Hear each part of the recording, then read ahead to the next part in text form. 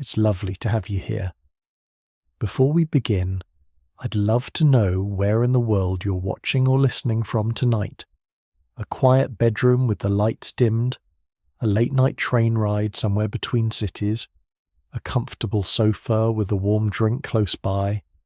Wherever you are, hopefully you're settled in, relaxed, and ready to drift gently into tonight's idea.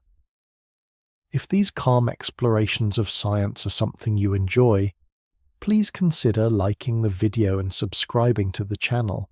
It really helps this sleepy little corner of the universe continue drifting along.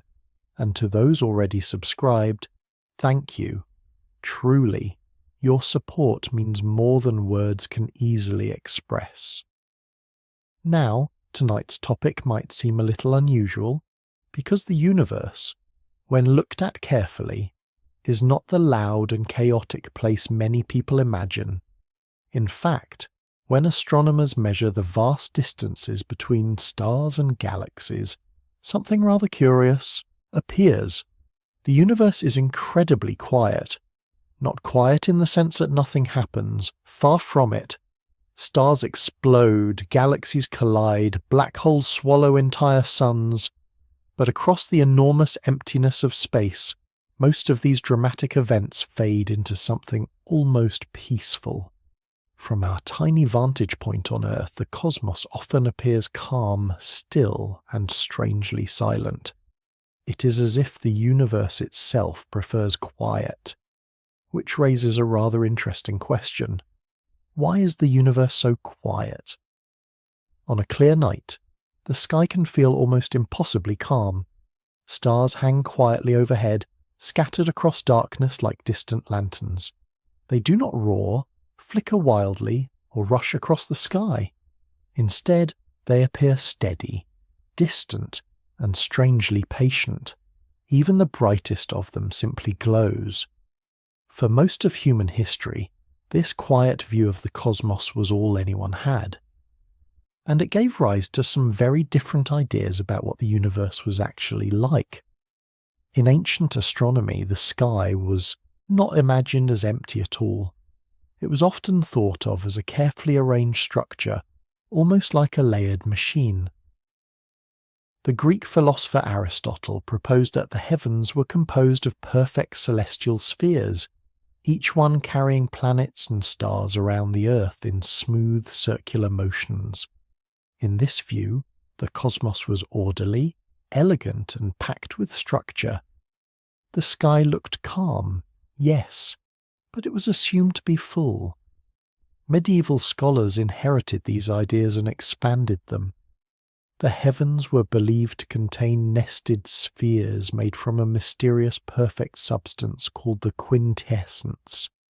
The moon moved within one sphere, the sun within another, and the distant stars were fixed to a final outer shell that slowly rotated around everything else. It was a universe that felt complete, almost architectural, but it was also very small. Even the most ambitious medieval thinkers imagined the cosmos as a structure not vastly larger than the solar system. The stars were distant, certainly, but not unimaginably so. There was no sense of the staggering scale that modern astronomy would eventually reveal. That revelation began slowly. The invention of the telescope in the early 1700s allowed astronomers to see the heavens in far greater detail. Suddenly the sky was not just a scattering of points of light. It contained clouds, clusters, and faint smudges of brightness that seemed to drift among the stars. At first, no one quite knew what these objects were. Some thought they were nearby gas clouds. Others suspected they were distant star systems. The uncertainty lingered for decades, quietly building toward one of the most important debates in the history of astronomy. In the early 20th century, two astronomers found themselves at the centre of that debate, Harlow Shapley and Heber Curtis. Their disagreement, which became known as the Great Debate of 1920, focused on a deceptively simple question. How big is the universe, Shapley? argued that the Milky Way galaxy was enormous and that the mysterious spiral nebulae seen through telescopes were simply smaller clouds of gas within it. Curtis believed something far more dramatic. He suggested that those spiral shapes might be entire galaxies in their own right, vast collections of stars lying far beyond the boundaries of the Milky Way. At the time, both possibilities seemed plausible. The debate was not settled immediately. But within a few years, a quiet revolution arrived.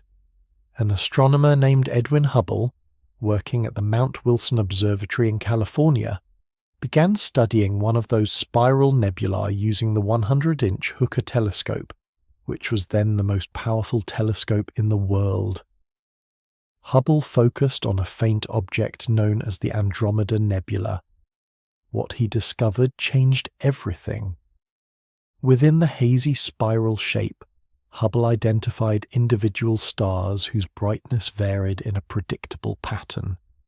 These stars belonged to a class known as Cepheid variables, whose true luminosity had been carefully studied by the astronomer Henrietta Swan-Leavitt. Leavitt had discovered a remarkable relationship between the brightness of these stars and the time they took to brighten and dim. By measuring that cycle, astronomers could determine how intrinsically bright a Cepheid star actually was. Comparing that intrinsic brightness to how faint it appeared from Earth allowed its distance to be calculated. When Hubble performed that calculation for the stars in the Andromeda Nebula, the result was astonishing. The object was far beyond the boundaries of the Milky Way. It was not a nebula at all. It was an entirely separate galaxy. Suddenly the universe expanded from a single galaxy into a vast collection of them. Each galaxy contained billions of stars, and each one floated through immense stretches of space that separated it from its neighbours. The cosmos had just become incomprehensibly larger, and with that new scale came a new realization. Most of the universe was empty. This was not a small emptiness either. The distances between galaxies could stretch across millions of light years. Even within galaxies, stars were separated by enormous gulfs of space. Our own Sun, for example, lies about 4 light years from the nearest star system, Alpha Centauri. That means light itself, travelling at the fastest speed known in nature, takes more than 4 years just to cross the gap. Between those stars lies almost nothing, just a faint scattering of atoms drifting through the interstellar medium. This realization led to a profound shift in how astronomers thought about the cosmos. The universe was not a tightly packed machine of celestial spheres. It was something far stranger, a vast structure made mostly of emptiness. Cosmologist Edward Harrison later reflected on this idea while studying the large-scale structure of the universe. Harrison pointed out that the apparent quietness of the cosmos does not mean that little is happening.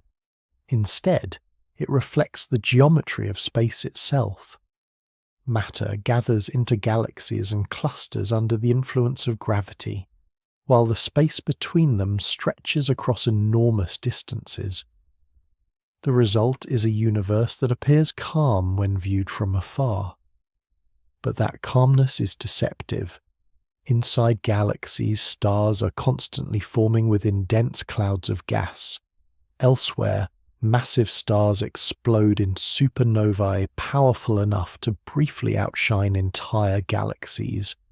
Black holes swallow matter, neutron stars collide, and streams of radiation burst across intergalactic space.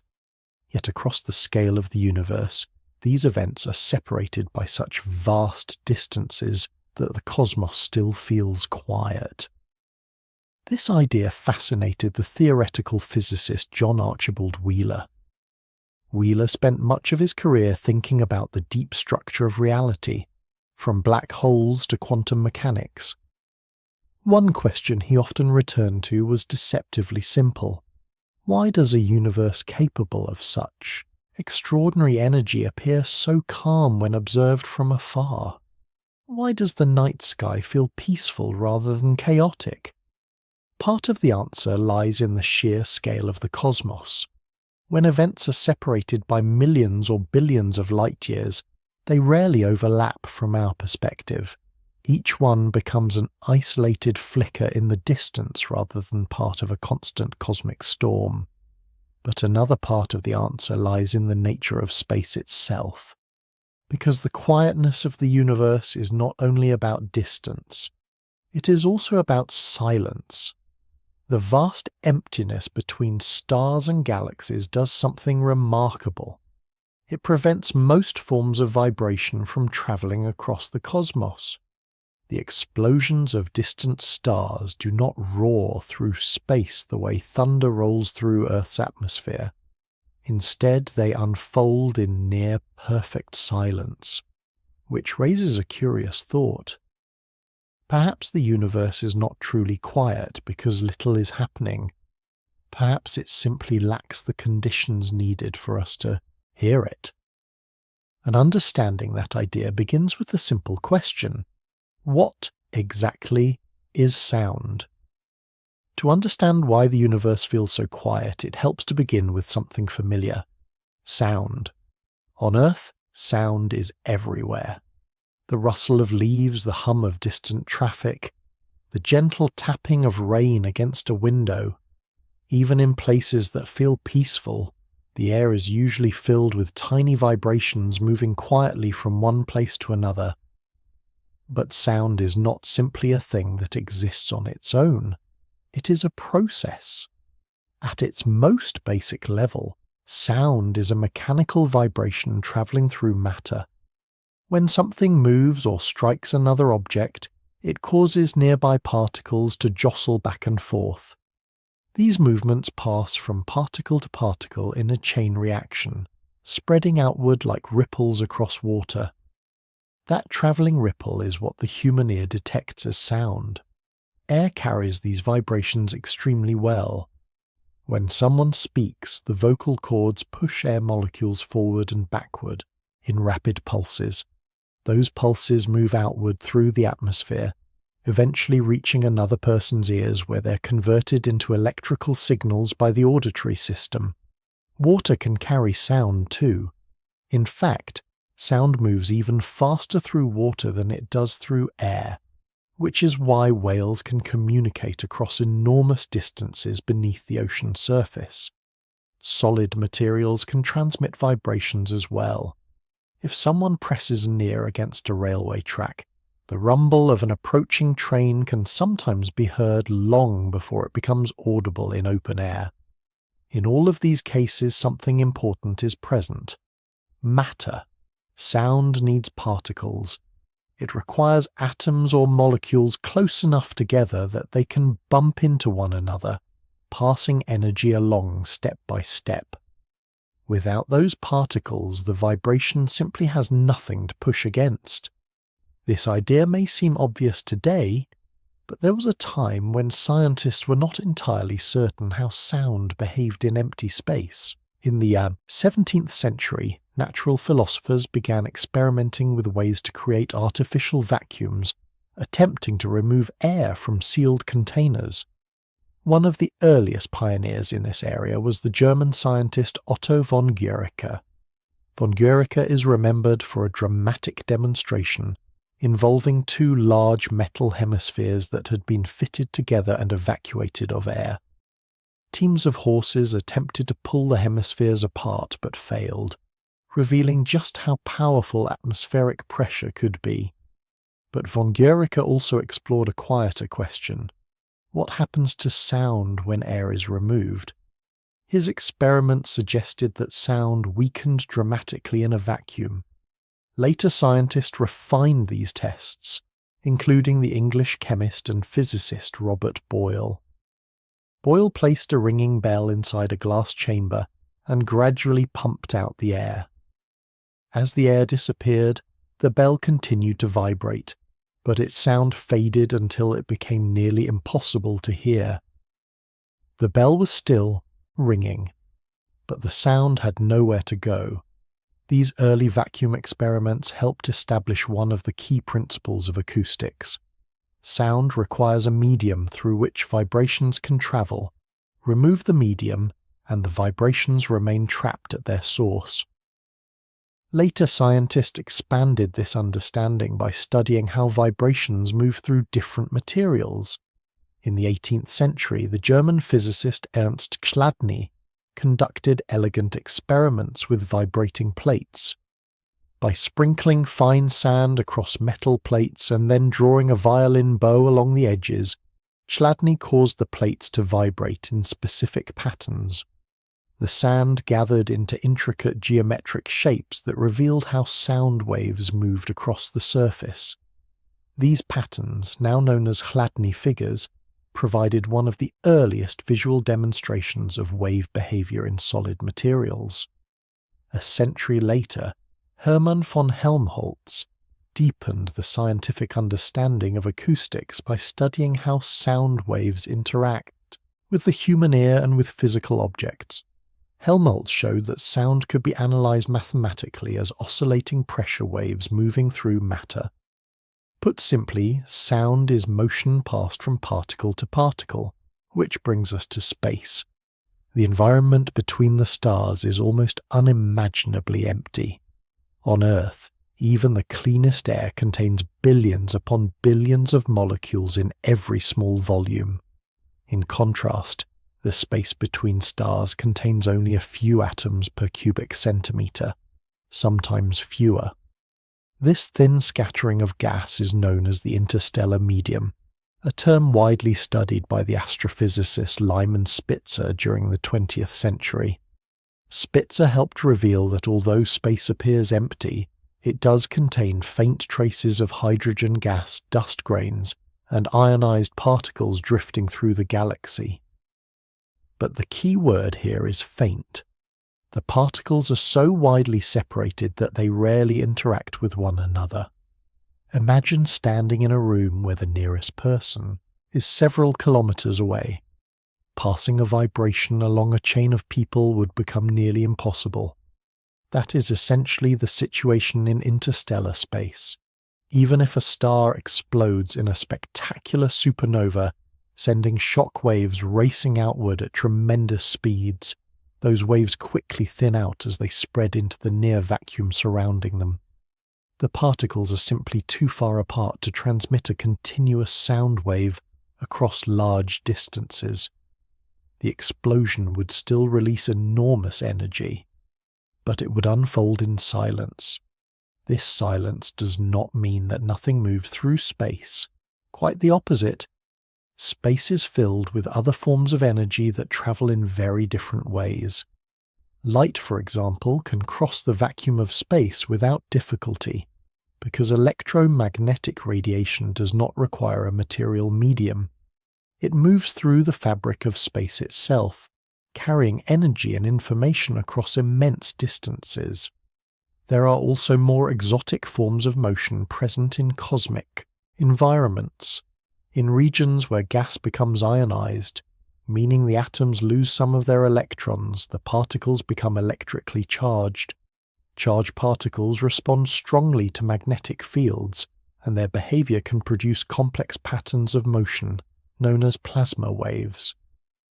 These phenomena were explored in detail by the Swedish physicist Hannes Alfvén, who developed the field of magnetohydrodynamics.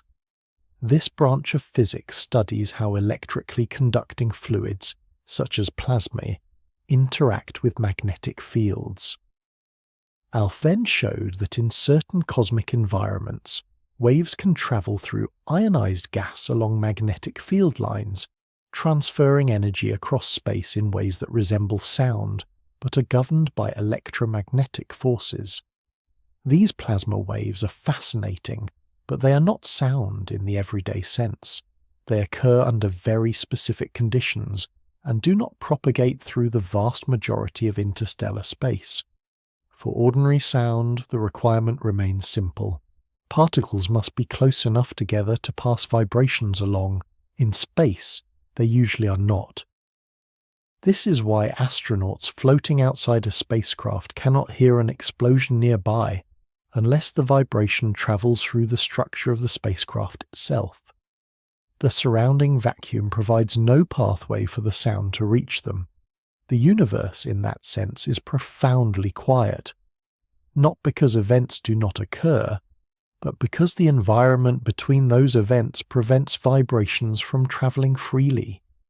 Yet the silence of space is only part of the story. Even more striking than the vacuum itself are the enormous distances that separate the stars. Distances so vast that entire solar systems drift through the galaxy without ever coming close to one another. And once those scales are considered, the quietness of the universe begins to feel less surprising. It begins to feel inevitable. Once the silence of space is understood, another feature of the universe begins to stand out even more clearly: distance. Not the ordinary kind experienced on Earth, where cities lie a few hundred kilometers apart and oceans span a few thousand. The distances between stars are of an entirely different scale, so vast that human intuition struggles to picture them accurately. The nearest star system to Earth, known as Alpha Centauri, lies a little more than 4 light-years away. That means light, which moves faster than anything else known in nature, takes more than 4 years to travel from that star to our planet. 4 years, and that is the closest one. Within the Milky Way galaxy there are hundreds of billions of stars, yet they are separated by enormous gulfs of space. Our solar system occupies a tiny gravitational bubble around the Sun, and even that bubble stretches for trillions of kilometers before the Sun's influence begins to fade. Beyond that boundary lies a dark region of interstellar space that continues for years of light travel before another star system appears. If the Sun were shrunk to the size of a small coin resting on a table, the nearest star would still be thousands of kilometers away. It is no exaggeration to say that stars drift through a galaxy that is mostly empty. For centuries, however, astronomers had no reliable way to measure these staggering distances. The stars looked like tiny points of light in the sky, and without a sense of depth, it was nearly impossible to know how far away they truly were. The breakthrough arrived during the early 19th century through the careful work of the German astronomer Friedrich Bessel.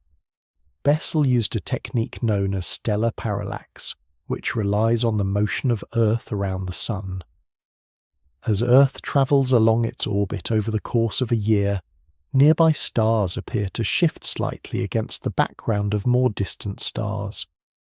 It is a very small shift, so small that detecting it required years of careful observation and extremely precise instruments. In 1838, Bessel successfully measured the parallax of a star known as 61 Cygni. From that tiny shift in position, he calculated the star's distance from Earth. For the first time in history, humanity had a reliable measurement of the distance to another star. The result confirmed what some astronomers had long suspected: the stars were unimaginably far away. As the 19th and early 20th centuries progressed, astronomers began cataloguing stars in greater detail. Observatories around the world mapped their brightness, colours, and spectral signatures. These observations slowly revealed that stars were not random points scattered through space, but part of a vast population distributed across the Milky Way. One of the astronomers who contributed significantly to this work was Annie Jump Cannon at the Harvard College Observatory. Cannon developed a classification system that organized stars according to their spectral characteristics, effectively sorting them by temperature. Her system, still used today, revealed that stars come in distinct categories ranging from extremely hot blue stars to cooler red ones. This classification helped astronomers understand how stars differ from one another and how they are distributed throughout the galaxy. Another key figure in this growing understanding was Cecilia Payne-Gaposchkin. In the 1920s, Payne-Gaposchkin analyzed stellar spectra and made a remarkable discovery. She demonstrated that stars are composed primarily of hydrogen and helium, overturning earlier assumptions that their composition resembled Earth. Her work revealed that stars share a common chemical foundation, suggesting that the galaxy itself formed from vast clouds of gas that eventually condensed into individual stellar systems. Each of those systems then evolved largely on its own. This idea was later explored in depth by the astrophysicist Subrahmanyan Chandrasekhar, who studied the physical limits governing stellar structure. Chandrasekhar showed that stars are held in balance by a competition between gravity pulling inward and pressure from nuclear fusion pushing outward. This balance allows stars to remain stable for extremely long periods. Many stars live for billions of years without dramatic changes in brightness or motion. They burn quietly, slowly converting hydrogen into helium within their cores. In other words, once stars form, they tend to settle into long, stable lives. This stability contributes to the calm appearance of the galaxy. Even though stars contain immense energy, most of that energy is released gradually over millions or billions of years. There are exceptions, of course. Some stars eventually explode in supernova events, releasing enormous bursts of energy. But these explosions are rare when viewed across the entire galaxy. Most stars simply glow steadily in the darkness. Another important insight into stellar spacing came from careful observations of star distributions across the sky. Among the many observers who contributed to this effort was the Indian astronomer Radha Gobinda Chandra. Working largely with modest equipment, Chandra spent years observing variable stars and tracking their brightness over time. His work, along with that of other dedicated observers around the world, helped astronomers build a clearer picture of how stars populate the Milky Way. What emerged from these observations was the concept of stellar neighborhoods. Stars are not evenly scattered like grains of sand. Instead, they often form loose groups or clusters that share similar origins. Some clusters contain hundreds or thousands of stars bound together by gravity. But even within these groups, the distances between individual stars remain immense. Gravity holds the cluster together, yet the stars themselves rarely come close enough to interact directly.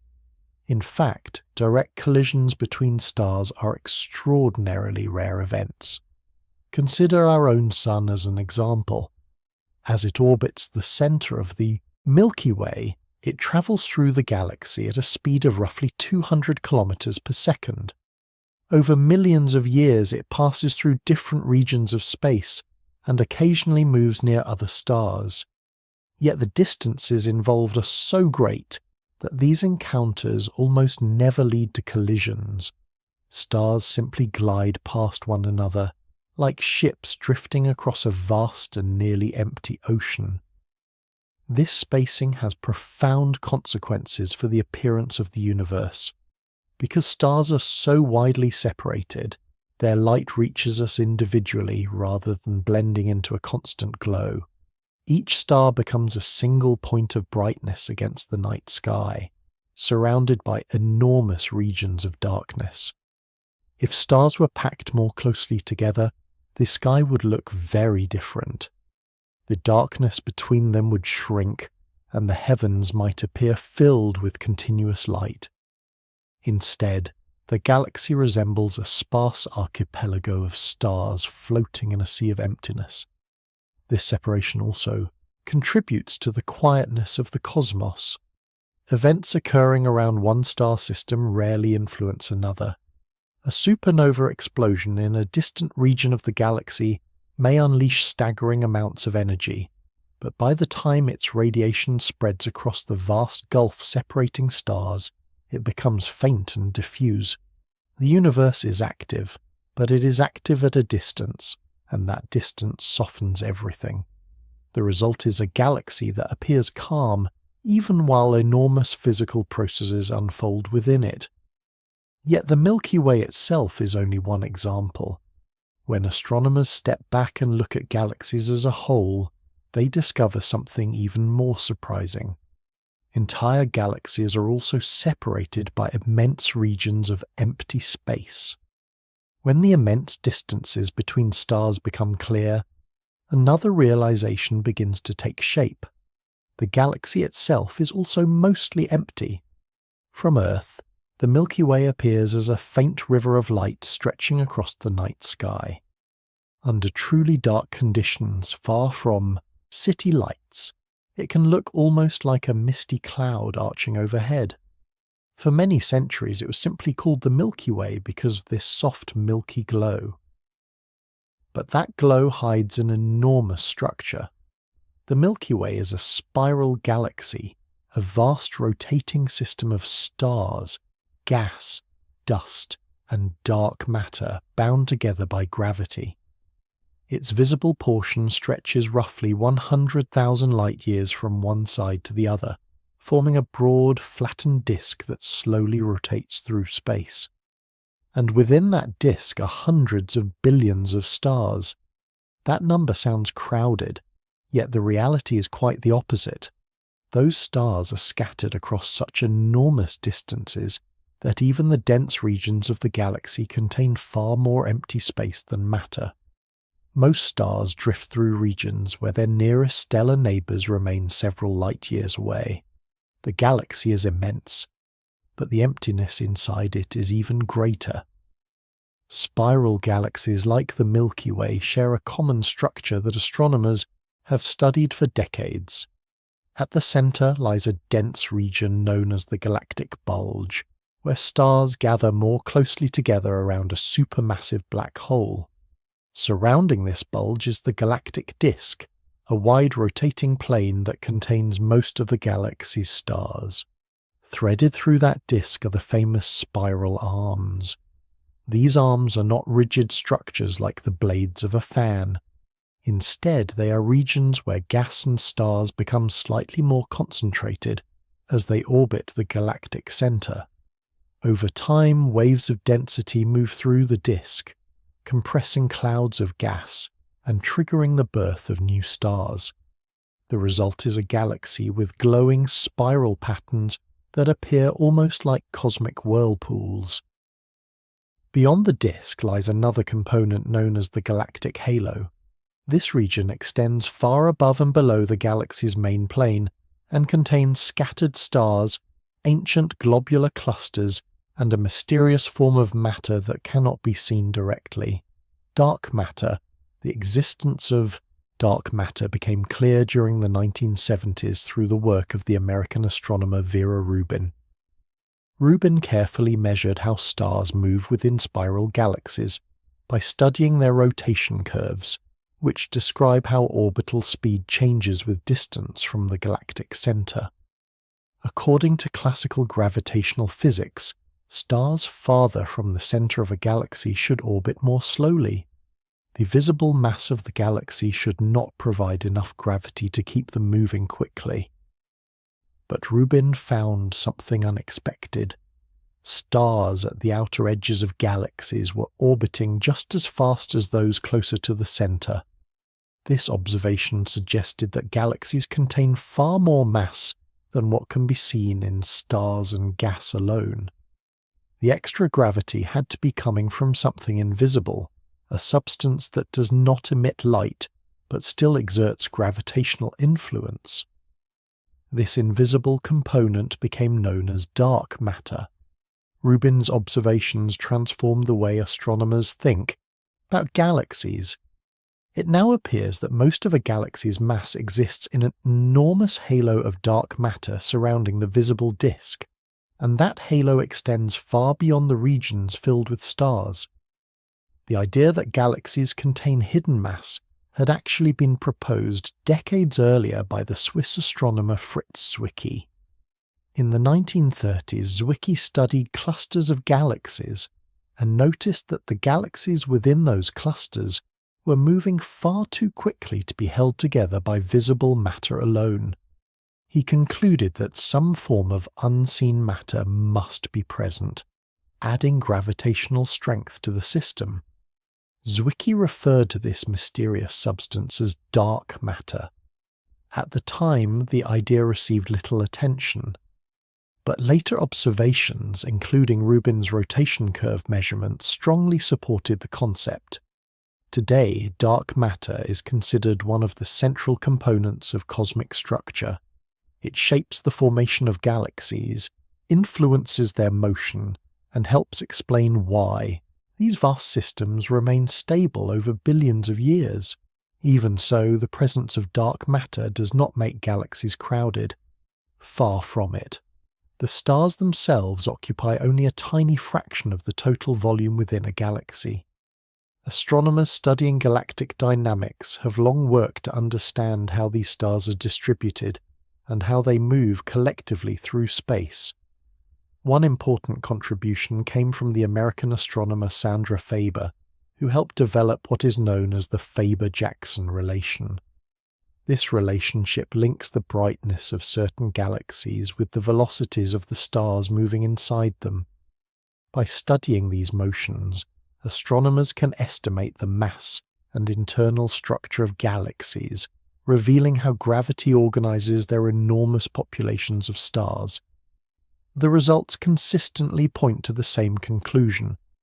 Galaxies are vast systems, but they are remarkably sparse. Most of their volume contains little more than drifting gas and faint dust particles. The stars themselves remain widely spaced, orbiting the galactic center like distant islands in a cosmic ocean. Understanding how galaxies form also reveals why this emptiness persists. Modern cosmology suggests that galaxies did not appear all at once. Instead, they grew gradually through a process known as hierarchical merging.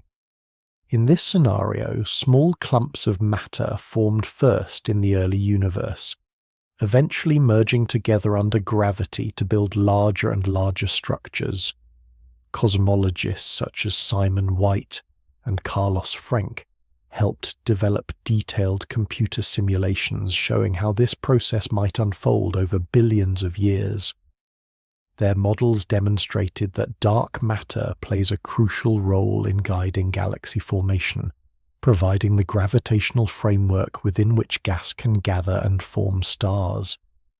As galaxies assemble through mergers and accretion, their stars spread out across enormous regions of space. The result is a structure that is massive but extremely diffuse. Even a galaxy containing hundreds of billions of stars still leaves most of its volume unoccupied. The distances between stars remain so large that direct collisions are extraordinarily rare. Entire solar systems can orbit the galaxy for billions of years without ever encountering another. This vast spacing also explains why galaxies appear calm when viewed from afar. Within any given galaxy, dramatic events do occur. Massive stars collapse into neutron stars. Supernova explosions release staggering bursts of energy. Black holes consume surrounding matter and unleash powerful jets of radiation. Yet these events are scattered across distances measured in thousands or even tens of thousands of light years. Each one becomes an isolated flicker of activity rather than part of a continuous cosmic storm. The galaxy, taken as a whole, appears peaceful. It is a quiet archipelago of stars drifting through a sea of darkness. And the Milky Way is only one example among many. Across the observable universe there are hundreds of billions of galaxies, each one separated from its neighbors by immense stretches of space. When astronomers map these galaxies across the sky, they discover that even galaxies themselves are not evenly distributed. They gather into clusters and filaments, leaving enormous regions where very little matter exists at all. These immense structures form a pattern that stretches across the entire universe, a pattern sometimes described as the cosmic web. An understanding that web reveals an even deeper layer of cosmic emptiness. When astronomers first began mapping galaxies across the sky, they expected something relatively simple. Perhaps galaxies would be scattered randomly, like grains of sand tossed across a surface. Or perhaps they would spread out smoothly in all directions, forming a gentle cosmic fog of stars and galaxies drifting through space. But the universe had something far more interesting in mind. As larger and more detailed surveys of the sky began to appear during the late 20th century, astronomers noticed that galaxies were not distributed evenly at all. Instead, they gathered into clusters, chains, and enormous curved structures stretching across the universe. Between these structures lay enormous regions containing almost nothing. This grand pattern is now known as the cosmic web, and once seen, it becomes impossible to forget. Imagine looking at the universe from far beyond the boundaries of the Milky Way. Instead of a smooth cloud of galaxies, you would see something resembling a vast three-dimensional network. Long filaments of galaxies stretch across space, connecting dense clusters like strands of glowing thread. These filaments weave together into an intricate lattice that extends across the observable universe. In between those strands lie enormous empty regions called cosmic voids. The structure resembles a sponge, or perhaps the delicate foam of bubbles on the surface of water, except the bubbles are hundreds of millions of light-years across. This extraordinary architecture did not emerge as a surprise to everyone. Decades before astronomers had the observational tools to map galaxies across such enormous distances, a Soviet physicist named Yakov Zeldovich had already begun to suspect that the universe might organize itself into filamentary structures. Zeldovich studied how gravity influences the growth of matter in the expanding universe.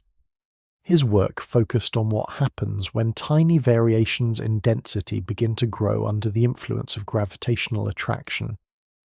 Even in the early universe, matter was not perfectly uniform. Some regions were slightly denser than others. Those slightly denser regions exerted a little more gravitational pull, drawing in surrounding matter over time. This process is known as gravitational instability. Over millions and then billions of years, these small irregularities gradually grew larger. Zeldovich predicted that as matter collapsed under gravity, it would not gather into perfectly spherical clusters. Instead, it would collapse first into sheets, then into filaments, and finally into dense nodes where filaments intersect. These nodes would eventually become clusters of galaxies. For many years, this idea remained largely theoretical. Observing the large-scale structure of the universe required mapping galaxies across vast regions of space, something that earlier telescopes and surveys could not easily accomplish. That situation changed dramatically toward the end of the 20th century. Large collaborative projects began to measure the positions and distances of hundreds of thousands and eventually millions of galaxies. One of the most influential of these efforts was the Sloan Digital Sky Survey, an ambitious astronomical project that began mapping the universe in the early 2000s. Using a dedicated telescope located at Apache Point Observatory in New Mexico, the Sloan Digital Sky Survey recorded the positions and spectral properties of enormous numbers of galaxies. By measuring how their light was shifted toward the red end of the spectrum through a process known as cosmological redshift, astronomers could determine how far away those galaxies were. With these measurements, they began constructing three-dimensional maps of the universe. What those maps revealed was breathtaking. Galaxies were not scattered randomly. They were arranged along immense filaments stretching across hundreds of millions of light years. These filaments intersected at dense nodes where clusters of galaxies gathered under powerful gravitational forces. Between them were vast empty spaces. Later observational efforts such as the Dark Energy Survey expanded these maps even further, capturing images of hundreds of millions of galaxies across large portions of the sky. These surveys allowed astronomers to trace the cosmic web in ever greater detail, confirming the large-scale structure predicted by Zeldovich decades earlier. The universe, it seemed, truly was woven like a vast cosmic net. Within this net, some of the most intriguing regions are the cosmic voids. These voids are immense volumes of space containing very few galaxies. In some cases, they stretch across hundreds of millions of light years, while holding only a handful of scattered galaxies. Compared with the dense filaments of the cosmic web, these regions are almost completely empty. Astronomers have studied these voids carefully in order to understand how matter is distributed throughout the universe. One of the researchers who helped clarify our place within this vast structure is Brent Tully, an astronomer known for his work on large-scale galaxy motions. Tully and his collaborators identified a massive region of interconnected galaxy clusters known as the Laniakea supercluster. The name Laniakea comes from a Hawaiian phrase meaning immense heaven, a fitting description for such a colossal structure. The Milky Way galaxy resides within this enormous gravitational basin, which contains roughly 100,000 galaxies moving slowly toward a common center of gravitational attraction. Yet even a structure as large as Laniakea occupies only a small portion of the surrounding cosmic landscape. Beyond its boundaries lie enormous voids where galaxies become increasingly scarce. Some of these voids are so large that light itself takes hundreds of millions of years to cross them. Inside them, matter is spread so thinly that entire regions of space contain almost no galaxies at all. The universe, on its largest scales, resembles a delicate lacework of matter suspended across enormous distances. Understanding why this structure forms requires returning to the role of gravity. Gravity is a remarkable force because it acts over unlimited distances. Even small concentrations of matter can gradually pull surrounding material toward them over time. When the universe was young, tiny fluctuations in density began to grow through this gravitational attraction. Denser regions slowly gathered more material, while less dense regions gradually lost matter to their surroundings. Over billions of years, this process amplified itself. Matter flowed toward the growing filaments and clusters, leaving behind vast underdense regions that became cosmic voids. The more matter gathered into filaments, the emptier the surrounding regions became. In this way, the architecture of the universe naturally created enormous volumes of quiet emptiness. The cosmic web is therefore not just a visual curiosity. It is a direct consequence of the laws of gravity acting over immense spans of time and space. Clusters of galaxies form the glowing intersections of this web. Filaments stretch outward like cosmic highways connecting these clusters, and between them lie vast regions where almost nothing exists at all. These voids represent some of the most peaceful regions in the universe. Few galaxies reside there. Few energetic events occur. The darkness inside them is profound, interrupted only by faint light from distant structures far beyond their boundaries. It is within this enormous architecture that the quietness of the cosmos becomes most obvious. The universe is not merely empty in small patches. Its emptiness is built into the very geometry of cosmic structure. Matter gathers along filaments and nodes, leaving immense regions of silence between them. The largest structures in existence therefore create the largest spaces where almost nothing happens. A cosmic stillness written into the architecture of the universe itself. Yet this raises an even deeper question. If the cosmic web emerged from tiny fluctuations in matter, where did those fluctuations come from in the first place? To answer that, the story must travel much farther back in time, back to the earliest moments of the universe itself. The quiet universe seen today did not always exist in this calm state. In fact, if someone could travel far enough back in time, the cosmos would appear almost unimaginably different. The vast emptiness between galaxies, the gentle glow of distant stars, and the slow drifting of cosmic structures would give way to something far more energetic. The early universe was not quiet at all. It was dense, hot, and filled with radiation. Shortly after the beginning of cosmic expansion, the entire observable universe existed in a state where matter and energy were compressed together at extraordinary temperatures. Instead of galaxies and stars, space contained a turbulent mixture of elementary particles, radiation, and plasma. Photons, electrons, and protons interacted constantly, colliding and scattering in every direction. The universe at that time behaved less like a calm cosmic landscape and more like a blazing ocean of energy. Understanding how scientists came to this conclusion begins with a remarkable idea proposed during the early 20th century by the Belgian physicist and priest, Georges Lemaitre. Lemaitre suggested that the universe was not static or eternal in its present form. Instead, he proposed that it had expanded from a much smaller and denser state in the distant past. In 1927, Lemaitre described a universe that was gradually stretching over time, with galaxies moving away from one another as space itself expanded.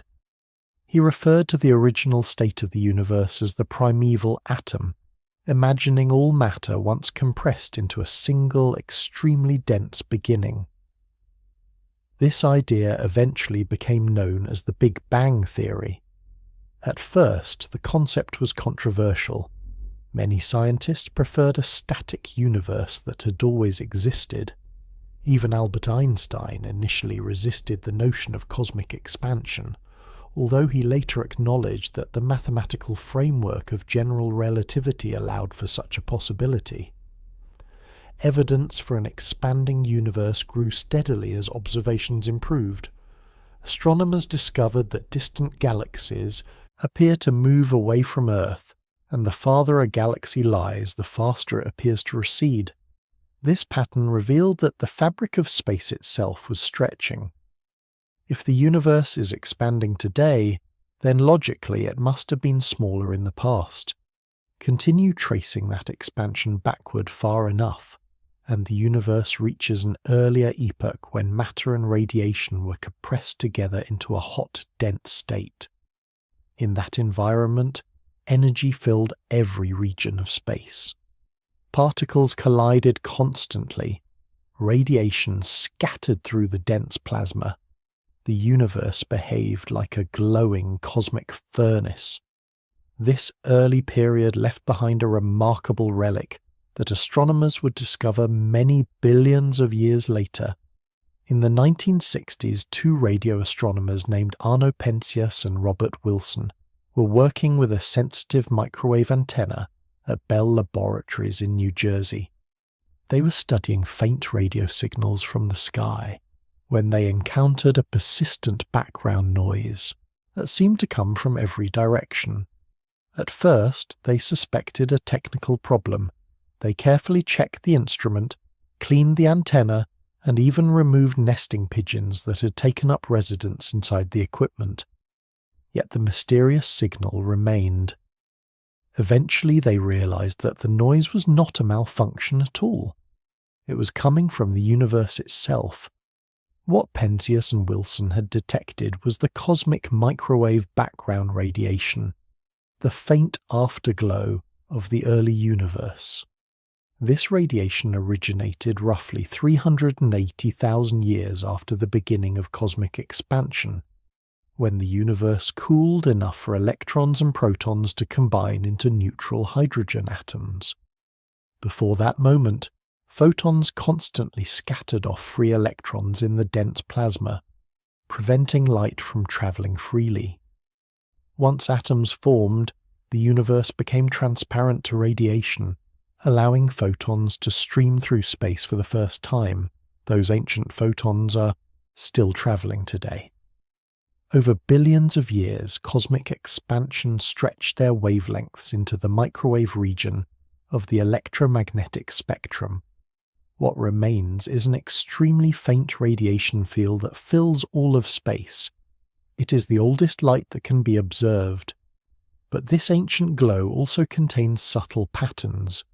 When astronomers studied the cosmic microwave background in greater detail, using satellites such as the Cosmic Background Explorer, and later the Wilkinson Microwave Anisotropy Probe and the Planck Observatory, they discovered tiny variations in temperature across the sky. These fluctuations were incredibly small, yet they carried profound meaning. They revealed that the early universe was not perfectly uniform. Some regions were slightly denser than others. These small differences in density served as the seeds from which galaxies and galaxy clusters eventually formed. Gravity slowly amplified these fluctuations, pulling matter into growing structures across billions of years. The early universe was therefore filled with ripples, not only in matter, but in sound. During the first several 100,000 years after cosmic expansion began, the universe consisted of a hot plasma of electrons, protons, and photons. In this environment, pressure from radiation pushed outward, while gravity pulled matter inward. This balance created oscillations in the plasma. Regions of slightly higher density would collapse under gravity, compressing the plasma. Radiation pressure would then push outward again, causing the region to expand. The result was a series of rhythmic waves moving through the early universe. These waves are known as baryon acoustic oscillations. Although they occurred in an extremely hot plasma rather than in ordinary air, the physical principle was remarkably similar to sound waves. Pressure and gravity created oscillations that propagated through the dense medium of the young universe. Cosmologists such as Daniel Eisenstein have studied these oscillations carefully because they left a measurable imprint on the distribution of galaxies across cosmic space. The spacing between large-scale structures today still reflects the pattern created by those ancient waves. In other words, the large-scale structure of the universe still carries the memory of sound waves that travelled through the primordial plasma. Another fascinating interaction between radiation and matter was described by the astrophysicist Rashid Sunyaev. Working with Yakov Zeldovich, Sunyaev studied how the cosmic microwave background radiation interacts with clusters of galaxies. When ancient microwave photons pass through the extremely hot gas inside a galaxy cluster, they can gain energy by scattering off energetic electrons. This process slightly alters the energy distribution of the background radiation. The effect is now known as the Sunyaev-Zeldovich effect. Astronomers use this phenomenon as a powerful observational tool to study galaxy clusters and trace large-scale structures across the universe. It provides yet another reminder that the early universe was a place of intense interactions between radiation and matter, a place filled with motion, filled with energy, filled with sound like oscillations moving through cosmic plasma. Over time, however, the universe expanded. As space stretched outward, matter became more widely separated. The density of particles gradually decreased, and the intense interactions that once filled every region of space began to fade. The cosmic furnace slowly cooled. The plasma cleared, radiation thinned, and the universe began its long transition from a noisy, energetic beginning toward the quiet, spacious cosmos seen today. A transformation shaped by the expansion of space itself. As the early universe cooled and matter gradually gathered into the first stars and galaxies, another process continued quietly in the background. Space itself was expanding. This idea may sound abstract, at first, because it does not behave like an ordinary explosion. When something explodes on Earth, fragments are thrown outward through space. But the expansion of the universe is different. It is not galaxies moving through empty space away from a single central point. Instead, the space between galaxies is stretching. Every large region of the universe slowly grows larger over time, carrying galaxies farther apart from one another. The galaxies themselves are not flying through a static cosmic landscape. Rather, the fabric of space between them is gradually expanding. This concept began to take shape through the work of several scientists during the early 20th century. One of the most important theoretical contributions came from the Russian physicist Alexander Friedmann. In 1922, Friedmann examined the equations of general relativity developed by Albert Einstein and discovered something remarkable. Einstein's theory did not require the universe to remain static. In fact, Friedmann showed that the equations naturally allowed for a universe that either expanded or contracted over time. His solutions described how the geometry of space-time could evolve depending on the amount of matter and energy present. At the time, this idea seemed radical. Most scientists still imagined the cosmos as a fixed and eternal structure. Even Einstein had initially introduced a mathematical adjustment to his equations, known as the cosmological constant, in order to maintain a static universe. But the universe itself soon provided evidence that Friedmann's expanding solutions were correct. In the late 1920s, the astronomer Edwin Hubble carefully measured the light from distant galaxies at the Mount Wilson Observatory. By studying their spectra, he noticed that many galaxies exhibited a shift toward longer wavelengths of light. This phenomenon is known as redshift. When light from an object stretches toward the red end of the spectrum, it indicates that the object is moving away from the observer. The same effect can be heard with sound when a passing siren changes pitch as it moves past, a phenomenon known as the Doppler effect. Hubble discovered that galaxies were not only moving away from Earth, but that the speed of their recession increased with distance. The farther a galaxy appeared, the faster it seemed to be moving away. This relationship became known as Hubble's law. In simple terms, it states that the recessional velocity of a galaxy is proportional to its distance from the observer. The more distant the galaxy, the greater the redshift observed in its light. The underlying principle can be expressed in a compact mathematical form often written in physics as velocity equals the Hubble constant multiplied by distance. Although the equation itself is concise, its implications are enormous. If galaxies appear to be moving away from one another in every direction, the most natural explanation is that space itself is expanding. Just as dots drawn on the surface of an inflating balloon move farther apart as the balloon expands, galaxies become more widely separated as the universe grows larger. This expansion occurs everywhere at once. No single point in space serves as the center. From the perspective of any galaxy, all distant galaxies appear to be moving away in the same general pattern. Each observer sees themselves surrounded by a universe that is gradually stretching outward.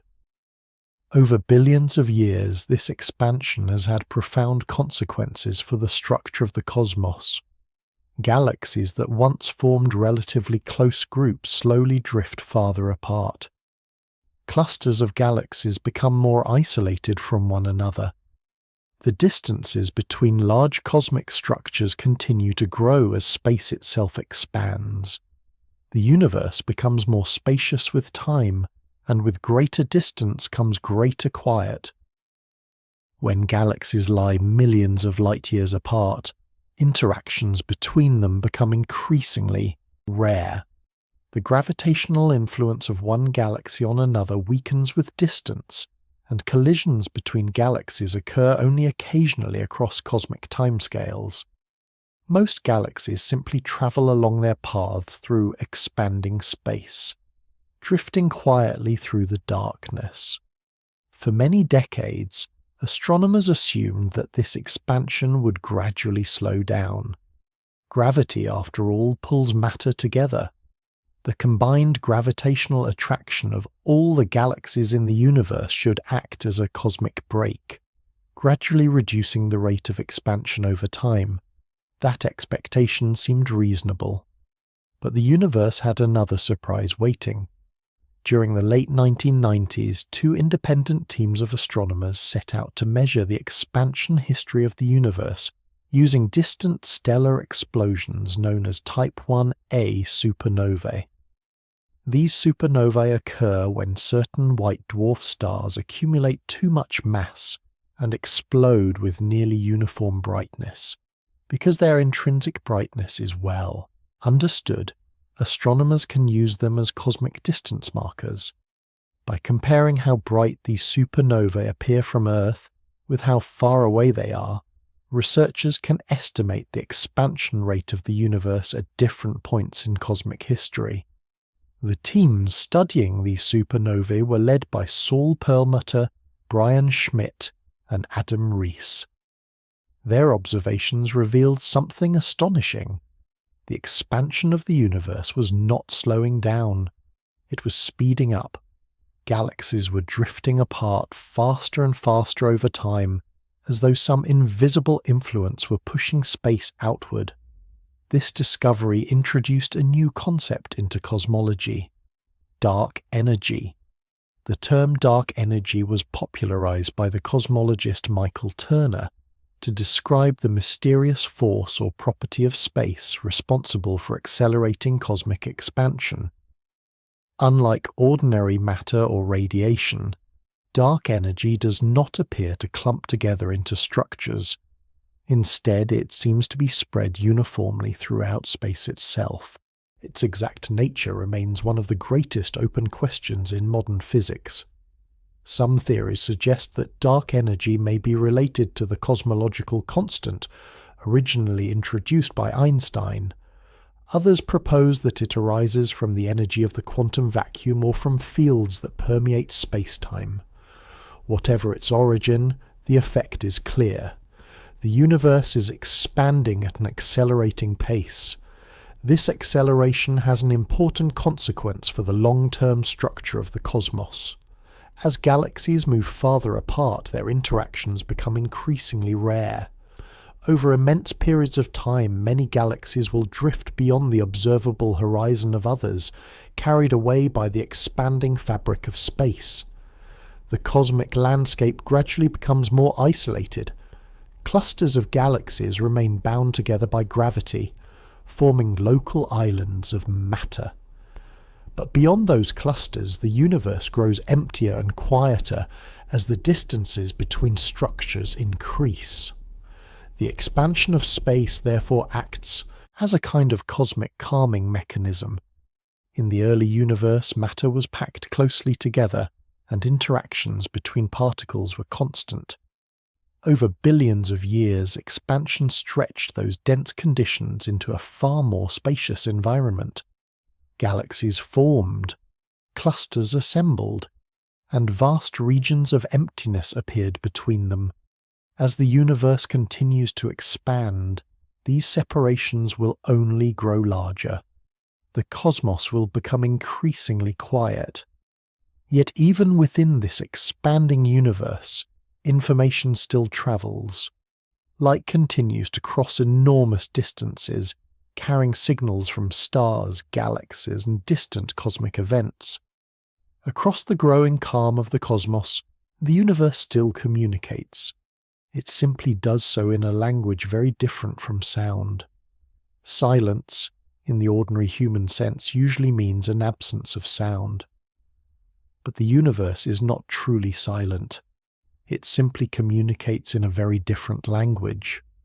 On Earth, sound travels through air as tiny compressions and rarefactions of molecules.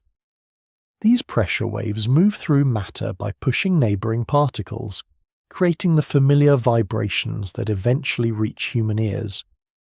Space, however, contains almost no particles. Without a dense medium of molecules, sound waves have nothing to push against. Vibrations cannot propagate through the vacuum between stars in the same way they travel through air or water, and yet the universe is constantly sending signals across those empty distances. Those signals arrive in the form of light. Light belongs to a broader category of phenomena known as electromagnetic radiation. Unlike sound, electromagnetic radiation does not require a material medium to travel. Instead, it moves through space as oscillations of electric and magnetic fields that sustain each other as they propagate forward. This remarkable property allows light to cross the vacuum of space without losing its ability to carry information. The scientific explanation for this behaviour emerged during the 19th century through the work of the Scottish physicist James Clerk Maxwell. Maxwell studied electricity and magnetism, two phenomena that had previously been investigated separately by scientists such as Michael Faraday and André-Marie Ampère. Through careful mathematical analysis, Maxwell discovered that electric and magnetic fields are deeply connected. A changing electric field generates a magnetic field, and a changing magnetic field generates an electric field. These two fields can reinforce one another in a self-propagating pattern that travels through space. Maxwell realized that such oscillations would move at a specific speed determined by the electrical and magnetic properties of space itself. When he calculated that speed, the result matched the measured speed of light. From this insight came a profound conclusion. Light itself is an electromagnetic wave. This realization unified several branches of physics into a single framework now known as classical electromagnetism. It also revealed why light can travel across the vacuum of space even when sound cannot. Sound requires matter. Light requires only fields. Once Maxwell's theory became widely accepted, scientists began to understand that visible light represents only a small portion of a much broader electromagnetic spectrum. Different forms of radiation vary in wavelength and frequency, yet all obey the same underlying principles described by Maxwell's equations. Radio waves occupy the longest wavelengths, microwaves follow next, then infrared radiation. Visible light lies roughly in the middle of the spectrum, representing the narrow band that human eyes evolved to detect. Beyond visible light come ultraviolet radiation, X-rays, and finally gamma rays, which carry enormous energy in extremely short wavelengths. Each region of the spectrum reveals different aspects of the universe. Some cosmic phenomena emit primarily radio waves, while others shine most strongly in infrared or X-rays. By studying multiple wavelengths of electromagnetic radiation, astronomers can piece together a far richer picture of cosmic activity. The sky, when viewed across the full electromagnetic spectrum, becomes far more dynamic than the quiet darkness seen with human eyes alone. A key figure in the early development of radio astronomy was the American engineer and radio enthusiast Grote Reber. During the 1930s, Reber built the first dedicated radio telescope in his backyard in Wheaton, Illinois. Using a large metal dish designed to collect radio waves from the sky, he began systematically mapping radio emissions from the Milky Way. His observations reveal that the galaxy emits radio signals even in regions where visible light appears faint or absent. These early discoveries opened an entirely new window onto the universe. Over time, radio astronomy expanded dramatically, allowing scientists to detect pulsars, study interstellar gas clouds, and observe distant galaxies that would otherwise remain hidden. Today, radio observatories operate on a scale that Robert could scarcely have imagined. One of the most remarkable facilities is the Atacama Large Millimeter Array, located high in the Atacama Desert of northern Chile. This array consists of dozens of precisely synchronized radio antennas spread across the desert plateau. Together they function as a single enormous telescope capable of detecting extremely faint radio signals from distant cosmic structures.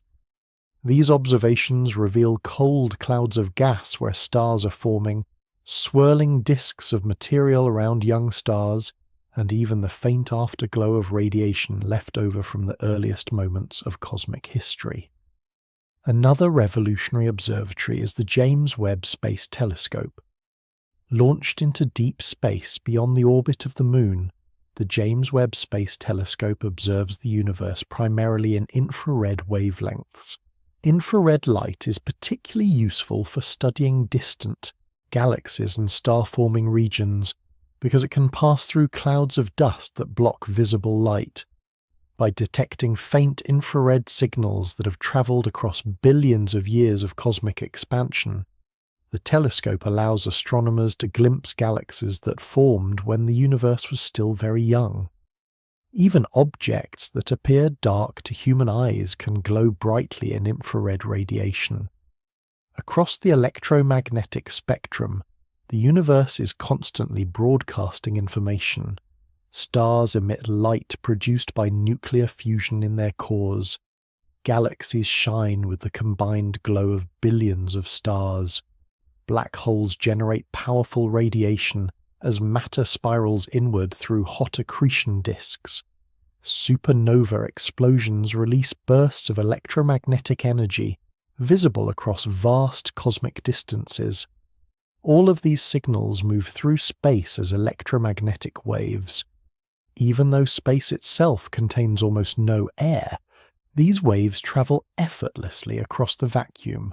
Light leaving a distant galaxy can cross billions of light years before reaching a telescope on Earth.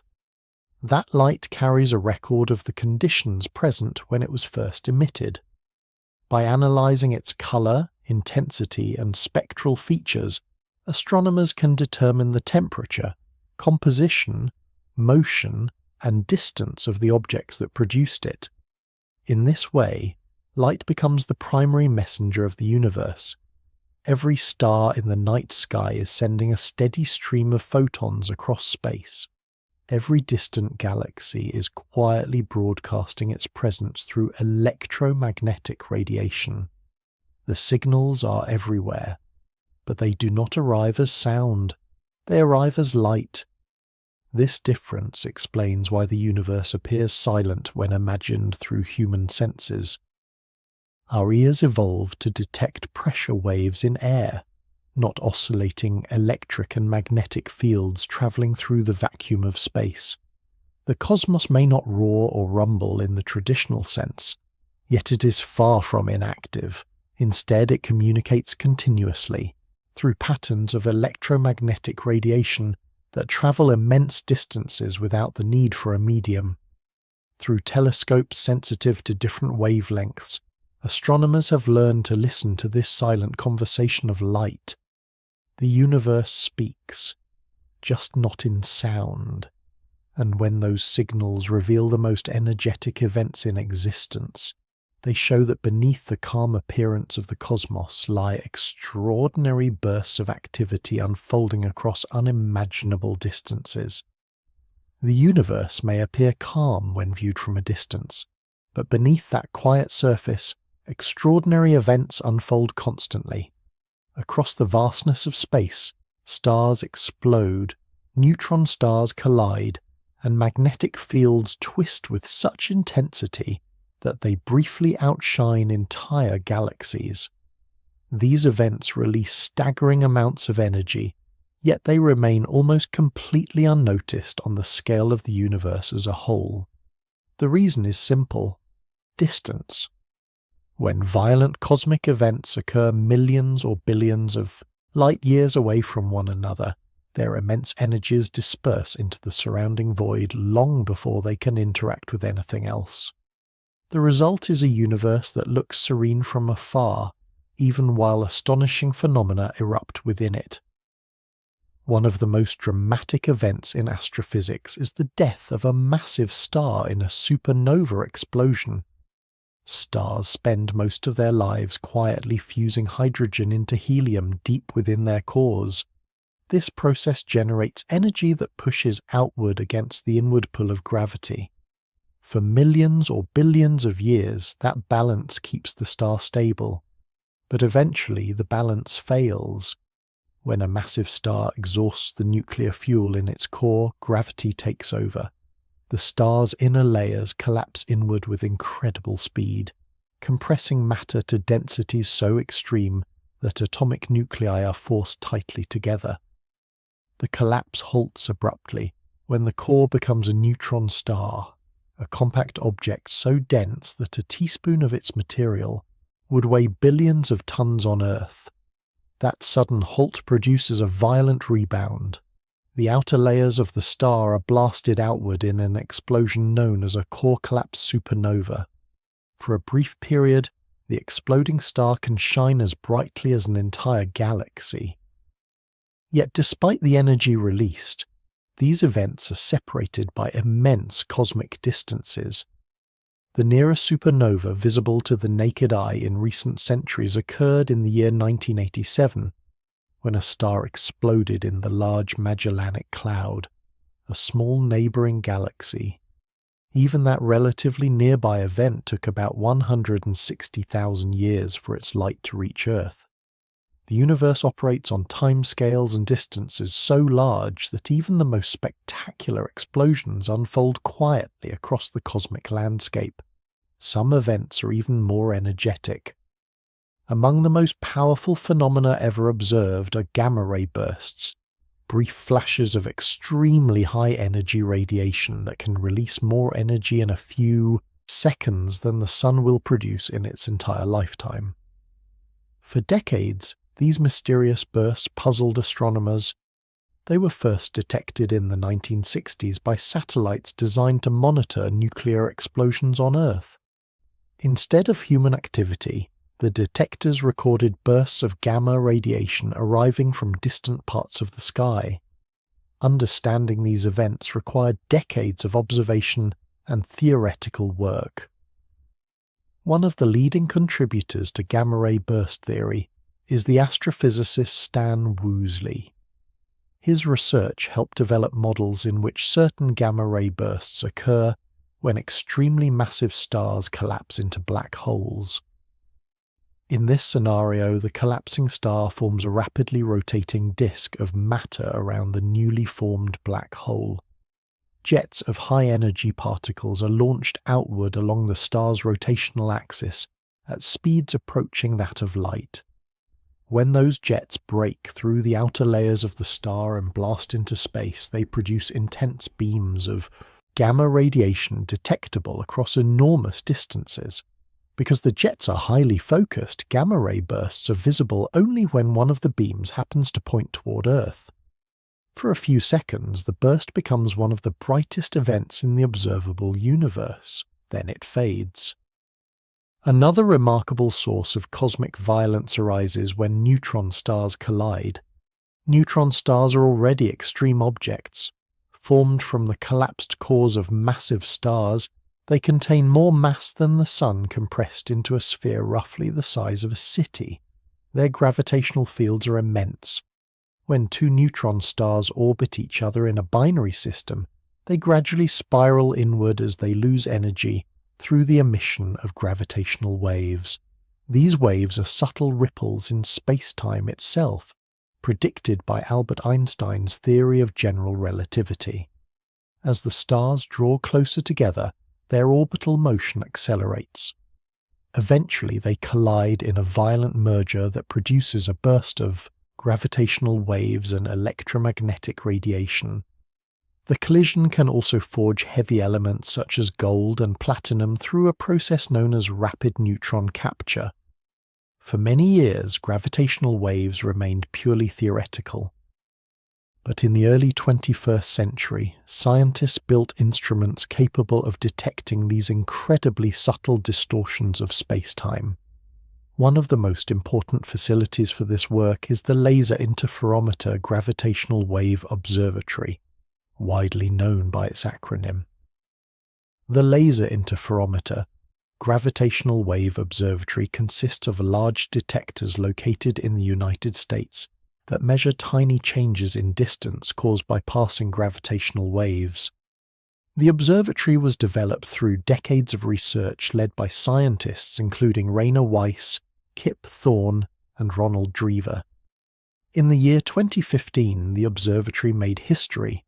It detected the first confirmed gravitational waves produced by the merger of two black holes more than a billion light-years away. The signal lasted only a fraction of a second, yet it revealed an event of enormous energy occurring deep within the cosmos. A few years later, another detection captured the gravitational waves produced by merging neutron stars. For the first time, astronomers were able to observe both gravitational waves and electromagnetic radiation from the same cosmic event. Telescopes across the world quickly turned toward the region of the sky where the merger occurred.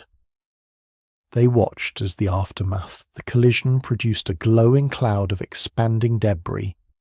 Even these astonishing events, however, remain separated by staggering distances. Between one violent event and the next lies an ocean of empty space. The universe contains enormous energy, but it is distributed across volumes so vast that most of it never interacts. Another example of extreme astrophysical phenomena involves objects known as magnetars. Magnetars are a rare type of neutron star possessing magnetic fields of extraordinary strength. These fields are so powerful that they can distort the very structure of atoms near the star's surface. Theoretical work by astrophysicists Robert Duncan and Christopher Thompson helped explain how such intense magnetic fields might form. According to their models, certain rapidly rotating neutron stars can amplify their magnetic fields through a process similar to a dynamo, creating fields trillions of times stronger than Earth's magnetic field. When the magnetic field lines within a magnetar shift or fracture, they can release sudden bursts of high-energy radiation. These events are sometimes called starquakes. For a brief moment, a magnetar flare can release as much energy as the Sun emits in hundreds of thousands of years. Yet even these spectacular outbursts are swallowed by cosmic distance. A magnetar flare occurring in a distant galaxy might travel millions of years before its radiation reaches Earth. By the time the signal arrives, the event itself is long over. What remains is a faint whisper of a once violent moment. This pattern repeats throughout the cosmos. Stars explode, neutron stars collide, magnetars flare, black holes consume matter and launch jets of radiation across intergalactic space. Each event represents an extraordinary release of energy. But because the universe is so vast, these events occur far apart from one another. They rarely overlap, rarely interact, and rarely disturb the calm appearance of the cosmic landscape. Seen from afar, the universe appears tranquil. Not because nothing happens, but because everything happens so far away. Violence exists throughout the cosmos, yet it is diluted across unimaginable distances. The enormous spaces between galaxies and stars act as buffers, spreading energy so thinly that most of the universe remains quiet and dark. This immense quietness raises another question. If powerful astrophysical events occur across the universe, and if light and other signals travel vast distances through space, then perhaps other forms of signals could also exist. Signals created not by stars or black holes, but by intelligent beings. And yet, despite decades of listening, the cosmos remains strangely silent on that front as well. For much of human history, the night sky appeared quiet, simply because the universe is vast. But during the 20th century, a new question began to emerge. If the universe contains hundreds of billions of galaxies, and each galaxy contains hundreds of billions of stars, then somewhere among those countless worlds there might be other civilizations capable of building technology. Civilizations capable of transmitting signals, civilizations capable of communicating across space. Yet when astronomers listen carefully to the sky, they hear nothing that clearly comes from intelligent life. This puzzle is often summarized in a simple question, first asked by the physicist Enrico Fermi. "Where is everybody?" Fermi reportedly raised this question during a casual lunchtime conversation in the early 1950s at Los Alamos National Laboratory. The discussion began with speculation about extraterrestrial travel and the possibility of advanced civilization spreading across the galaxy. But Fermi pointed out something curious. If intelligent civilizations were common in the Milky Way, then some of them might have had millions of years to expand, explore, or communicate. Even at modest speeds, a civilization capable of interstellar travel could theoretically spread throughout the galaxy over cosmic timescales. And yet, the sky remains quiet. No obvious spacecraft, no unmistakable signals, no clear signs of vast technological structures surrounding distant stars. The apparent contradiction between the large number of potentially habitable worlds and the lack of detected civilizations became known as the Fermi question, or sometimes the Fermi paradox. The paradox arises from a simple comparison. The universe seems enormous and full of stars, but evidence of extraterrestrial intelligence appears absent. To explore this problem more carefully, astronomers and scientists developed ways to think about the probability of intelligent life emerging elsewhere. One of the most well-known approaches is the Drake equation. The Drake equation was introduced in 1961 by the American astronomer Frank Drake during a scientific meeting focused on the search for extraterrestrial intelligence. Rather than attempting to produce a single precise number, the equation provides a framework for thinking about the many factors that might influence the existence of technological civilizations. It considers several ingredients: the rate at which stars form in a galaxy, the fraction of those stars that possess planetary systems, the number of planets that might support life, the fraction of those planets where life actually arises, the fraction of life-bearing worlds where intelligent species evolve, the fraction of those species that develop technology capable of sending detectable signals, and finally, the length of time those civilizations continue transmitting such signals. When these factors are multiplied together, the result estimates how many technological civilizations might exist within a galaxy at any given time. The Drake equation does not provide a definitive answer, because many of its variables remain uncertain. But it highlights an important idea. The silence of the cosmos may not necessarily mean that intelligent life is rare. Instead, it may reflect the difficulty of detecting civilizations across the immense distances of space. Still, the question remains: if intelligent life has emerged elsewhere, why have no signals clearly appeared? Several explanations have been proposed. One possibility involves a concept known as the Great Filter. The Great Filter idea was developed by the economist and philosopher Robin Hanson. It suggests that somewhere, Along the long chain of steps required for intelligent life to develop, there may be an extremely difficult barrier. This barrier might occur early in the process, perhaps making the origin of life itself incredibly rare. Alternatively, the filter might occur later, preventing civilizations from surviving long enough to spread across the galaxy. If such a filter exists, it could explain why the universe appears quiet. Perhaps very few civilizations ever reach the stage where they can communicate across interstellar distances. Another intriguing idea is known as the zoo hypothesis. This concept was proposed by the scientist John Ball, who suggested that advanced civilizations might deliberately avoid contacting developing worlds such as Earth. According to this idea, Earth could be treated somewhat like a protected wildlife preserve, a kind of cosmic zoo. In this scenario, advanced civilizations might observe emerging societies without interfering with their development. They might even hide their presence to avoid disrupting the natural evolution of young civilizations. While this idea remains speculative, it highlights how little is truly known about the behavior of hypothetical extraterrestrial cultures.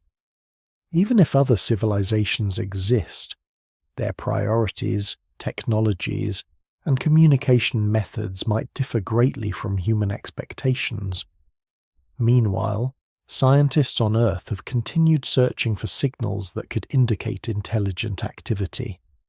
One of the most prominent organizations involved in this effort is the CT Institute, whose name stands for the Search for Extraterrestrial Intelligence.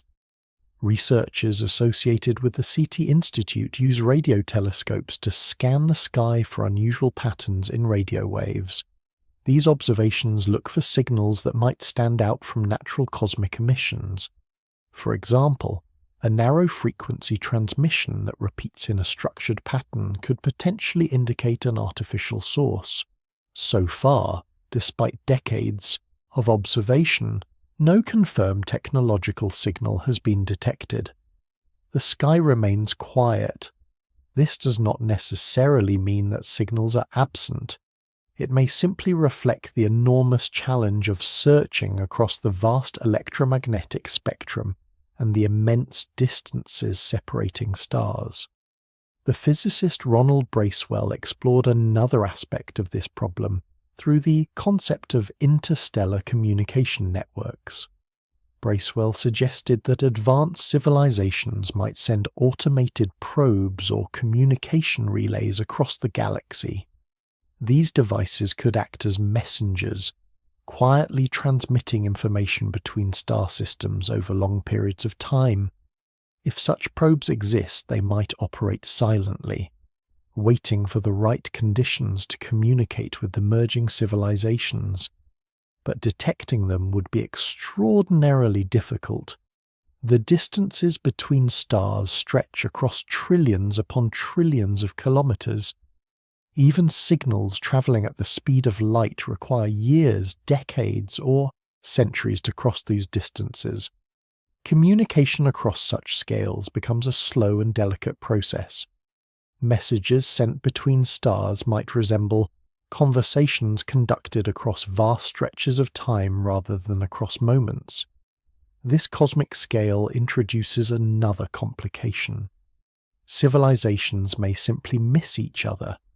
One society might develop advanced technology, transmit signals for a few thousand years, and then fade away. Another civilization might arise millions of years later in a distant region of the galaxy. Their signals would never overlap.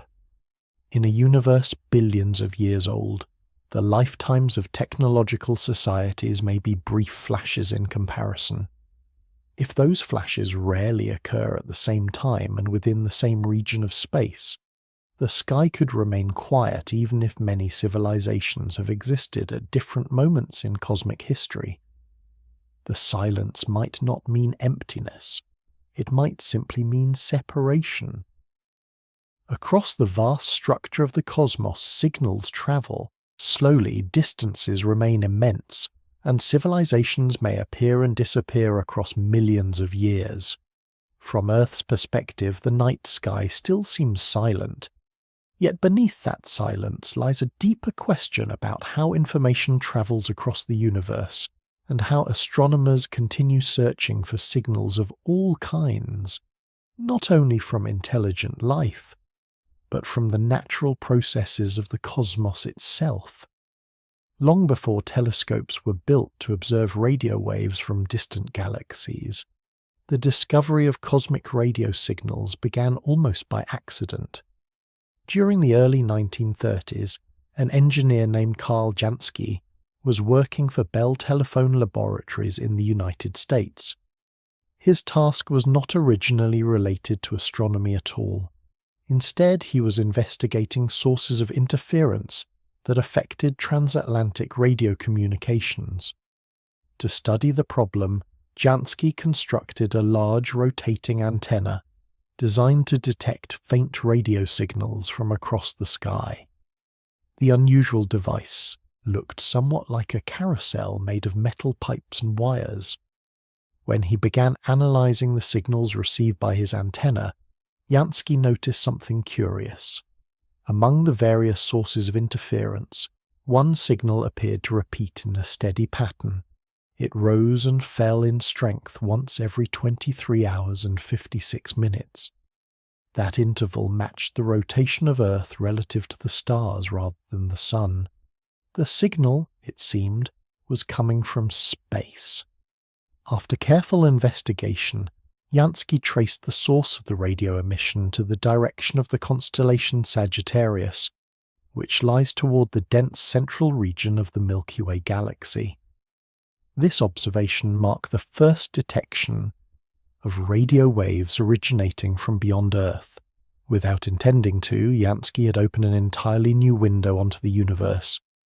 His discovery revealed that the sky was not silent in the radio portion of the electromagnetic spectrum. Invisible signals were constantly arriving from distant cosmic sources, carrying information about energetic processes occurring far beyond the solar system. Although Jansky's work was groundbreaking, radio astronomy did not immediately become a major field of research. Much of the early development came from the determination of a single enthusiast. Grote Reber, an American amateur radio operator, was fascinated by Jansky's discovery. Determined to explore these mysterious signals further, Reber decided to build his own radio telescope. In the late 1930s, he constructed a large parabolic dish in his backyard in Wheaton, Illinois. The telescope measured roughly 30 feet across and was designed to collect radio waves from the sky and focus them onto a receiver at its center. Night after night, Reber pointed his telescope toward different regions of the heavens, carefully recording the radio signals he detected. Through years of patient observation, he created the first detailed radio maps of the Milky Way. Reber's work demonstrated that radio emissions were widespread across the galaxy. Regions filled with gas, dust, and energetic particles produced radio signals even where visible light was faint or absent. His dedication helped transform radio astronomy from a curious observation into a serious scientific discipline. As technology advanced in the decades that followed, radio telescopes grew larger and more sensitive. Astronomers began discovering new and unexpected phenomena hidden within radio signals from space. One of the most remarkable discoveries occurred in the late 1960s. At the University of Cambridge, a graduate student named Jocelyn Bell Burnell was analyzing data from a radio telescope designed to study distant radio sources. While examining the recordings, she noticed a strange pattern of repeating pulses. The signals arrived with extraordinary regularity. At first, the pattern seemed almost artificial. Some researchers jokingly referred to the source as little green men, imagining that the pulses might come from an extraterrestrial transmitter. But further investigation revealed a natural explanation. The signals were coming from an object now known as a pulsar. Pulsars are rapidly rotating neutron stars formed in the aftermath of supernova explosions. These dense stellar remnants possess extremely strong magnetic fields that channel beams of electromagnetic radiation outward from their magnetic poles. As the neutron star spins, those beams sweep through space like the rotating light of a lighthouse. If one of those beams crosses Earth, astronomers detect a brief pulse of radio waves each time the star rotates. Some pulses spin several times per second. Others rotate more slowly, but all exhibit remarkable precision, with pulse intervals so regular that they rival the accuracy of atomic clocks. The discovery of pulsars, credited to Jocelyn Bell Burnell and her research supervisor Anthony Hewish, revealed another layer of cosmic activity hidden within radio signals. Objects invisible to ordinary telescopes were broadcasting rhythmic patterns across the galaxy. As radio astronomy continued to develop, scientists learned that many powerful cosmic phenomena emit strong radio waves. Distant galaxies containing supermassive black holes can produce enormous jets of energetic particles that extend far beyond the galaxy itself. These jets emit intense radio radiation as charged particles spiral through magnetic fields at near light speed. Even regions where new stars are forming can generate radio signals. Clouds of cold hydrogen gas scattered across the galaxy emit faint radio emissions at characteristic wavelengths. By mapping these signals, astronomers can trace the structure and motion of gas within the Milky Way. Radio observations therefore reveal a dynamic universe filled with processes that remain invisible in ordinary light. Detecting these signals requires extremely sensitive instruments. Radio waves arriving from distant galaxies are often unimaginably faint by the time they reach Earth. To capture them, astronomers build large antenna arrays that collect radio energy across wide areas and combine the signals to simulate a much larger telescope. One of the most ambitious projects currently underway is the Square Kilometre Array. The Square Kilometre Array will consist of thousands of radio antennas spread across remote regions of Australia and South Africa. When fully operational, these antennas will work together as a single integrated observatory with a total collecting area approaching 1 square kilometre. This enormous sensitivity will allow astronomers to detect radio signals from extremely distant galaxies and probe some of the earliest structures formed in the universe. The observatory will also help search for faint signals associated with cosmic hydrogen gas, map the large-scale structure of the cosmos, and investigate the environment surrounding supermassive black holes. Through instruments like these, astronomers effectively listen to the universe, not with ears, but with radio receivers. Instead of sound waves traveling through air, radio telescopes capture oscillations of electromagnetic fields arriving from across space. The signals are then converted into data that can be analyzed, mapped, and sometimes even translated into audible tones. In this sense, radio astronomy transforms invisible cosmic signals into something that can be interpreted as a kind of listening. The universe may not produce sound in the traditional sense, yet it continuously broadcasts radio signals that reveal its hidden activity. Pulsars pulse, galaxies emit jets, clouds of hydrogen glow faintly in radio frequencies, and distant cosmic structures send whispers of energy across billions of years of space and time. Through radio telescopes, astronomers have learned that the quiet sky is anything but empty. Instead, it is filled with faint messages carried by electromagnetic waves. Among those signals lies one of the most important clues about the earliest moments of cosmic history, a faint glow that fills all of space. a relic from a time when the universe itself was far younger and far more energetic than it is today. Even after exploring exploding stars, distant galaxies, and mysterious radio pulses, there remains another signal filling the entire universe. It is faint, it is ancient, and it is everywhere.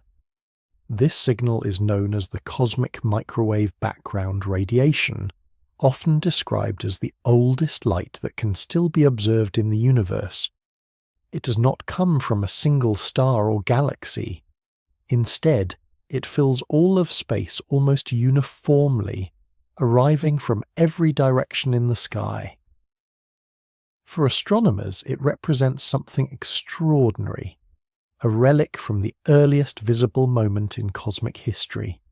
To understand why this radiation exists, it helps to imagine the universe shortly after the Big Bang. In its earlier stages, the universe was incredibly hot and dense. Matter and radiation were mixed together in a glowing plasma where electrons, protons, and photons constantly interacted with one another. Light could not travel freely. Every photon quickly collided with charged particles scattering in random directions. The universe was therefore opaque, somewhat like the interior of a dense fog. But as the universe expanded, it gradually cooled. Roughly 380,000 years after the Big Bang, the temperature dropped enough for electrons and protons to combine into neutral hydrogen atoms. This process is known as recombination, although it was actually the first time those particles had combined in this way. Once neutral atoms formed, photons were no longer scattered constantly by free electrons. Light could finally travel freely across space. The radiation released at that moment has been travelling through the universe ever since. Over billions of years, the expansion of the universe stretched the wavelengths of that ancient light, gradually shifting it into the microwave portion of the electromagnetic spectrum. What began as intensely energetic radiation has cooled into a faint glow detectable only with sensitive instruments. Yet even in its weakened form, it remains one of the most important signals in cosmology. The existence of this background radiation was first detected in the 1960s by radio astronomers Arno Penzias and Robert Wilson. While working with a large radio antenna in New Jersey, they encountered a persistent source of microwave noise that appeared to come from every direction in the sky. At first, they suspected equipment problems. They carefully inspected their instruments, cleaned the antenna, and even removed pigeons nesting inside the structure.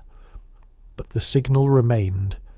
Eventually they realized that what they were detecting was not interference at all. It was the faint afterglow of the early universe. The discovery provided powerful confirmation for Big Bang cosmology, which had predicted that such relic radiation should exist. Once astronomers recognized the significance of this signal, they began designing experiments to study it in greater detail. Several space missions were launched to map the cosmic microwave background with increasing precision.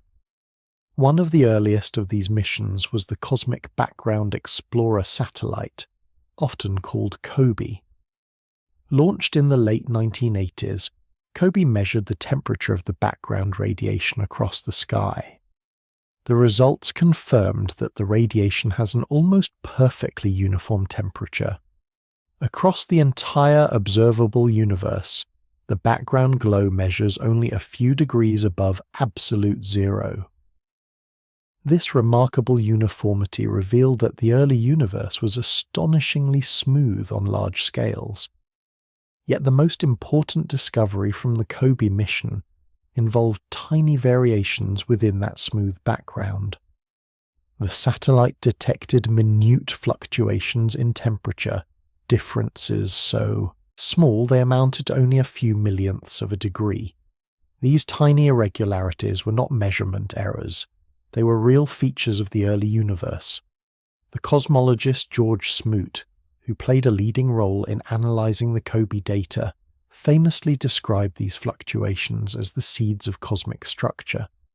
Those tiny variations represented regions where matter was slightly more concentrated than average. Over billions of years, gravity amplified those small differences. Regions with slightly more matter attracted additional material, gradually forming galaxies, clusters of galaxies, and the large-scale cosmic web observed today. In other words, the immense structures that fill the universe today can be traced back to faint ripples in the ancient background radiation. Later missions expanded upon the discoveries of COBE. The Wilkinson Microwave Anisotropy Probe, known as WMAP, was launched in the early 2000s to produce a more detailed map of the cosmic microwave background. Its observations revealed the structure of those temperature fluctuations with far greater precision. WMAP helped refine estimates of the universe's age, composition, and geometry. By studying the subtle patterns within the background radiation, cosmologists were able to determine that the universe is approximately 13.8 billion years old.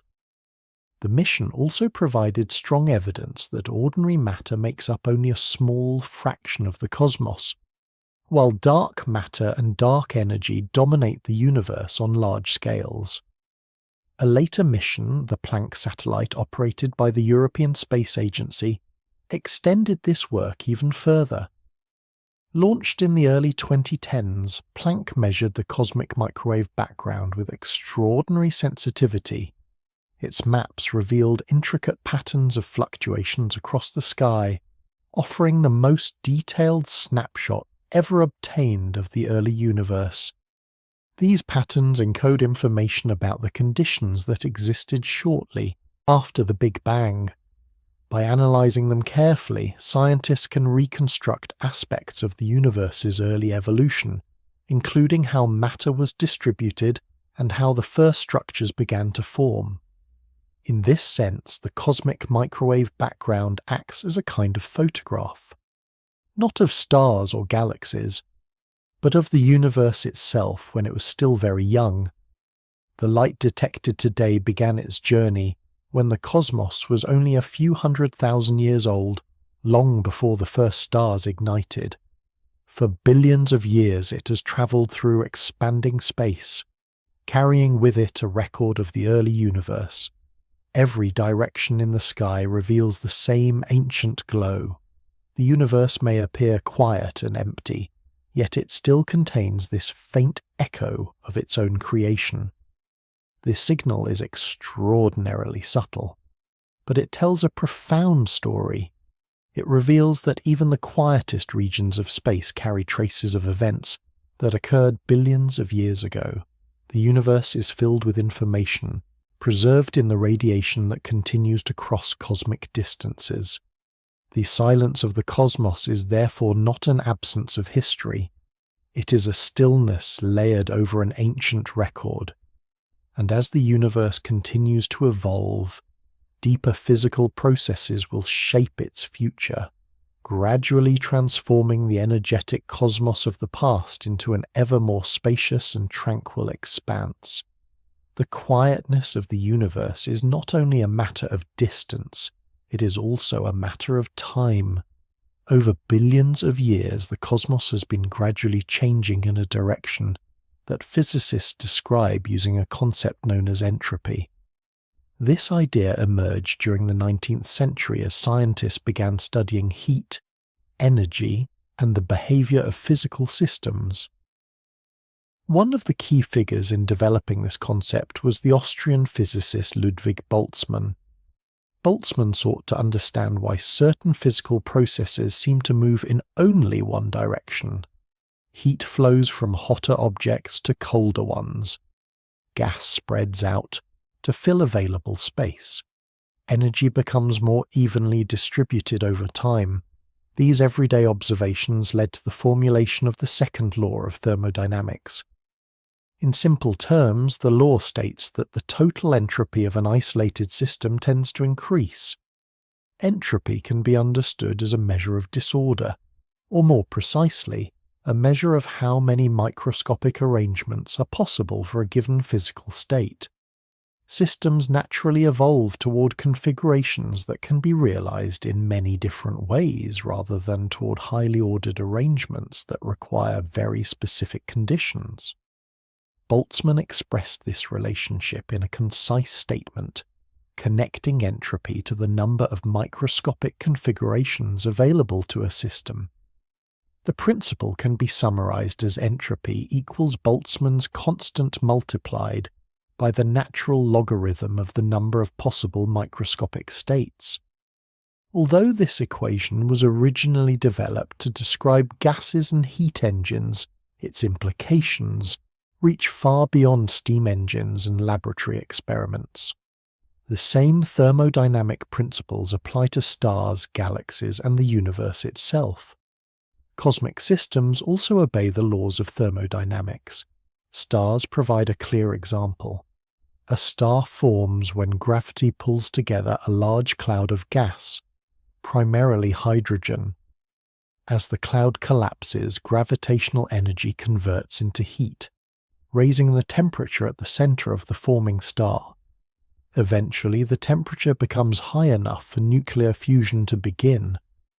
Inside the core of a star, hydrogen nuclei combine to form helium. This fusion process releases enormous amounts of energy, which slowly travels outward through the star and eventually escapes as radiation. The light from stars spreads across space, carrying energy away from the dense hot core into the colder surroundings of the universe. In thermodynamic terms, this process increases entropy. Energy begins in a highly concentrated state inside the stellar core. Over time, it disperses outward as radiation traveling through space in all directions. Stars therefore act as engines that gradually spread energy across the cosmos. But even these engines do not last forever. Stars consume their nuclear fuel slowly over millions or billions of years. As the fuel becomes depleted, the internal balance between gravity and radiation pressure begins to change. Some stars expand into red giants, others collapse into compact remnants such as white dwarfs, neutron stars, or black holes. In each case, the long-term trend is the same. Energy becomes more widely distributed, heat flows outward, entropy increases. On cosmic timescales, this gradual redistribution of energy contributes to the calming of the universe. Early in cosmic history, matter was densely packed, and interactions between particles were frequent. As the universe expanded and cooled, matter spread into galaxies and clusters, while radiation traveled outward across increasingly vast regions of space. The universe became more spacious and more thermodynamically relaxed. The physicist Roger Penrose has explored these ideas in great depth while studying the thermodynamics of the cosmos. Penrose pointed out that the early universe, despite its high temperature and density, actually possessed very low gravitational entropy. Matter was distributed extremely smoothly across space, with very little large-scale structure. From a thermodynamic perspective, this smoothness represented a highly ordered configuration. As the universe evolved, gravity began amplifying small irregularities in the distribution of matter. Regions that were slightly denser attracted more material, eventually forming stars, galaxies, and clusters. These structures increased the overall entropy of the universe by creating complex gravitational systems capable of redistributing energy. Black holes play an especially important role in this process. According to theoretical work by physicists such as Jacob Bekenstein and Stephen Hawking, black holes possess enormous entropy. Their event horizons store vast amounts of information about the matter and energy that have fallen into them. In fact, black holes may represent some of the highest entropy objects in the universe. As stars collapse and galaxies evolve, more matter eventually becomes locked inside black holes. Over extremely long timescales, these objects dominate the thermodynamic landscape of the cosmos. Yet even black holes do not remain forever. Quantum effects near their event horizons allow them to slowly radiate energy through a process known as Hawking radiation. Over unimaginable stretches of time, black holes themselves gradually evaporate. The universe therefore continues moving towards states where energy becomes more evenly spread. Hot regions cool, dense structures dissipate, radiation drifts across ever larger expanses of space. Entropy steadily increases. This trend helps explain why the universe appears calm on large scales, as the energy spreads outward and matter becomes more widely separated. Interactions between systems become less frequent. Violent events such as supernova explosions or neutron star collisions still occur, but they become isolated moments rather than constant disturbances. The cosmic environment grows quieter, not because activity stops entirely, but because energy disperses across such vast volumes of space.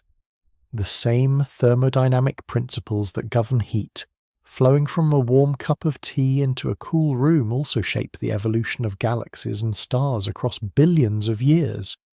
Energy spreads. Order gives way to more probable configurations, and the universe gradually approaches states of greater thermodynamic balance. From this perspective, cosmic quietness is not mysterious at all. It is a natural consequence of the laws of physics. The second law of thermodynamics quietly guides the evolution of the universe, encouraging energy to spread outward and systems to move toward equilibrium. In the distant future, this process will continue to shape the fate of the cosmos. Stars will eventually exhaust their fuel, galaxies will grow dimmer, the universe will expand ever further, leaving cosmic structures more widely separated than ever before. What began as an intensely energetic beginning will slowly evolve into a far calmer cosmic landscape. A universe where energy has spread thinly across enormous distances. A universe where quietness becomes the natural state. And as physicists explore the long-term future of the cosmos, they attempt to understand exactly how this slow thermodynamic journey might unfold across unimaginable stretches of time. The quietness of the universe observed today is not merely a temporary feature of the present cosmic era. According to modern astrophysics, it is part of a much larger story unfolding over unimaginably long stretches of time. The cosmos is slowly evolving toward an even calmer future. Stars are currently the primary engines of visible activity in the universe. They shine through nuclear fusion, transforming hydrogen into helium and releasing enormous amounts of energy as radiation. This process illuminates galaxies, powers planetary systems, and produces many of the elements that make planets and life possible. But stars rely on fuel, and that fuel is finite. The gas that forms stars is mainly hydrogen floating in vast interstellar clouds within galaxies. Over billions of years, gravity gathers portions of this gas into dense regions where new stars ignite. Each generation of star formation consumes part of this cosmic reservoir. Gradually the supply diminishes. Astrophysicists studying the long-term evolution of the universe have examined what will happen when this process continues for far longer than the current age of the cosmos. Two researchers who explored these ideas in depth are Fred Adams and Gregory Laughlin. Their work focuses on what they describe as the far future of cosmic evolution. Adams and Laughlin analyzed how star formation, stellar lifetimes, and gravitational interactions shape the destiny of galaxies over immense timescales. Their research suggests that the present era of active star formation represents only a temporary phase in cosmic history. Eventually, galaxies will begin to run out of the raw material needed to create new stars. large clouds of hydrogen gas will either be consumed by star formation or expelled from galaxies through energetic processes such as supernova explosions and galactic winds. Without sufficient gas, the birth of new stars will slow dramatically. The universe will gradually grow dimmer. This transition is already beginning. Astronomical observations show that the rate of star formation across the universe peaked several billion years ago and has been declining ever since. Galaxies still produce new stars, but the overall pace is slower than it once was. Given enough time, star formation will become extremely rare. The stars that already exist will continue shining for long periods, especially the smallest ones. Red dwarf stars, which contain far less mass than the Sun, burn their nuclear fuel slowly and efficiently. Some of them may remain luminous for trillions of years, yet even these long-lived stars will eventually fade. Once their hydrogen fuel is exhausted, they will cool and dim, becoming dense stellar remnants known as white dwarfs. Over vast periods of time, these remnants will continue cooling until they become extremely cold objects, sometimes called black dwarfs. By that stage, galaxies will contain mostly stellar remnants rather than shining stars. The cosmic landscape will grow darker. Meanwhile, another type of object will become increasingly important in shaping the future universe: black holes. Black holes already exist at the centers of most large galaxies, including the Milky Way. These supermassive black holes contain millions or billions of times the mass of the Sun and exert enormous gravitational influence on their surroundings. In the distant future, as stars fade and galaxies evolve, black holes may become some of the most dominant objects in the universe. Gravitational interactions between stars will occasionally fling objects out of their host galaxies, leaving behind increasingly sparse stellar populations. Many remaining stars and stellar remnants will eventually spiral toward the central black hole through complex gravitational processes. Over time, black holes may accumulate large amounts of matter, yet even this process will not last forever. Black holes themselves slowly lose energy through Hawking radiation, a quantum effect predicted by physicist Stephen Hawking. This radiation causes black holes to evaporate gradually over incredibly long periods of time. The evaporation of stellar mass black holes would require timescales far beyond the current age of the universe. For the largest supermassive black holes, the process may take time spans so enormous that they are almost impossible to imagine. Eventually, however, even these objects will disappear. Another factor shaping the future quietness of the cosmos is the continued expansion of space itself. The discovery that the universe is expanding at an accelerating rate means that galaxies will drift farther apart as time passes. Regions of space that are currently visible may eventually move beyond the observable horizon, carried away by cosmic expansion. Galaxies will become isolated islands in an ever-growing ocean of emptiness. In the far future, observers within a galaxy may no longer be able to see most of the universe beyond their local cluster. Distant galaxies will recede so quickly that their light will never reach them. From such a perspective, the universe would appear much smaller and quieter than it does today. The night sky would contain fewer visible galaxies. Cosmic structures would become increasingly isolated. These predictions paint a picture of a universe that grows progressively calmer over time. The energetic youth of the cosmos, filled with star formation and galaxy collisions, gradually gives way to a quieter era dominated by aging stars and cooling remnants. Eventually, even those remnants fade, leaving behind a universe where activity becomes rare and energy is dispersed across vast volumes of space. This long-term evolution reflects the same thermodynamic principles discussed earlier. Energy spreads, structures evolve, and the universe slowly approaches states where interactions become less frequent. In that distant future, cosmic quietness will not simply be a matter of distance. It will be a fundamental characteristic of the universe itself.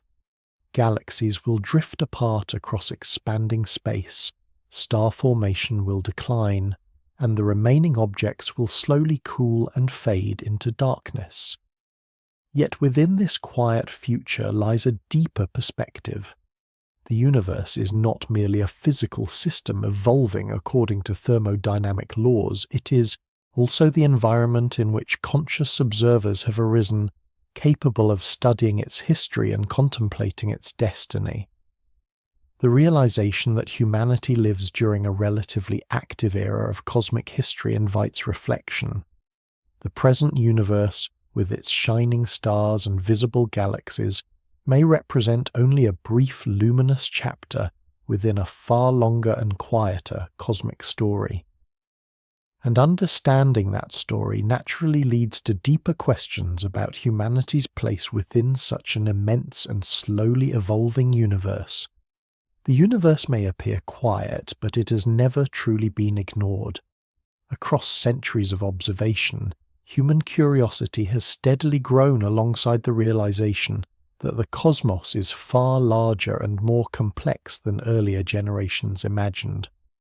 The night sky, once interpreted through myth and philosophy, gradually became an object of precise scientific investigation. Humanity learned not only to look upward, but to measure. This transformation began with simple instruments and careful observation, yet it eventually grew into a global effort involving powerful telescopes, observatories, and research institutions dedicated to exploring the universe. These tools allow astronomers to study a cosmos that seems calm and distant, revealing subtle signals hidden within that quietness. The stillness of space has become a laboratory. Among the many institutions devoted to this work, the European Southern Observatory represents one of the most ambitious collaborations in modern astronomy. Founded during the 20th century, the organization operates several major observatories in the high deserts of northern Chile. The location was chosen carefully. The Atacama Desert offers some of the clearest skies on Earth. The air is dry, the atmosphere is stable, and far from large cities, there is little artificial light to interfere with observations. These conditions allow telescopes to detect extremely faint signals arriving from distant galaxies and stars. Within this landscape stand enormous instruments designed to collect tiny traces of light that have traveled across cosmic distances. One of the most famous facilities operated by the European Southern Observatory is the Very Large Telescope, a system of powerful telescopes working together on a mountaintop known as Cerro Paranal. These instruments observe the sky with extraordinary sensitivity, allowing astronomers to study planets orbiting distant stars, measure the motion of galaxies, and examine the environments surrounding supermassive black holes. Even faint whispers of light can reveal enormous discoveries. The quietness of space actually makes such measurements possible. Because there are almost no atmosphere or matter between stars, electromagnetic signals can travel vast distances without being scattered or absorbed. When that light finally reaches a telescope, it carries detailed information about the objects that produced it. Every photon becomes a messenger. The ability to interpret these signals depends not only on technology, but also on the work of scientists who carefully analyze the data collected by these instruments. Over time, their efforts have transformed subtle patterns of light into profound insights about the structure of the universe. One astronomer whose work reshaped modern cosmology was Vera Rubin. Rubin dedicated much of her career to studying the rotation of galaxies. Using spectroscopic measurements collected from observatories in the United States, she examined how stars orbit the centers of spiral galaxies. According to classical expectations based on visible matter alone, stars located farther from the center of a galaxy should move more slowly than those closer in, much as planets farther from the Sun orbit more slowly than inner planets. But Rubin's observations revealed something unexpected. Stars far from the galactic center were moving just as quickly as stars closer to the middle. The outer regions of galaxies were rotating far faster than visible matter alone could explain. This discovery provided powerful evidence for the existence of dark matter, an invisible form of matter that exerts gravitational influence yet does not emit or reflect detectable light. Rubin's careful measurements helped establish dark matter as one of the central components of modern cosmology. Her work demonstrated how extremely subtle observations can transform scientific understanding. In many ways, the calmness of the universe makes such discoveries possible. Because cosmic signals travel across enormous distances without constant interference, astronomers can detect incredibly faint variations in light, radio waves, and other forms of radiation. Tiny shifts in wavelength reveal the motion of galaxies. Faint fluctuations in background radiation reveal the structure of the early universe. Minute variations in brightness reveal planets orbiting distant stars. Each of these discoveries relies on the ability to measure signals that would otherwise be lost in a noisier environment. The quietness of space becomes an advantage. If the universe were filled with constant collisions, dense matter, and chaotic turbulence everywhere, many of the signals astronomers rely on would be impossible to detect. Instead, the immense emptiness between stars and galaxies allows information to travel across cosmic distances with remarkable clarity. The universe may appear silent, but its signals remain intact. Astronomical instruments are therefore designed with extraordinary precision. Telescopes must remain stable while tracking objects that move slowly across the sky. Detectors must be cooled to extremely low temperatures to prevent thermal noise from overwhelming faint cosmic signals. Even the location of observatories is chosen with care. Remote mountaintops, desert plateaus, and space-based observatories far beyond Earth's atmosphere all help reduce interference. In these quiet environments, astronomers can detect signals that have traveled across billions of years. A photon emitted by a distant galaxy may arrive at a telescope after an unimaginably long journey. And when it does, it becomes part of humanity's effort to understand the cosmos. This effort reflects something remarkable about the species that inhabits a small planet orbiting an ordinary star. Despite living in a universe that is vast, quiet, and often indifferent to human concerns, people have developed the ability to observe and interpret signals arriving from across cosmic distances. Instruments built on mountain tops and launched into orbit now collect information about events that occurred billions of years before Earth even existed. Through careful measurement and patient observation, astronomers continue to decode the messages carried by light and radio waves traveling through the silent depths of space.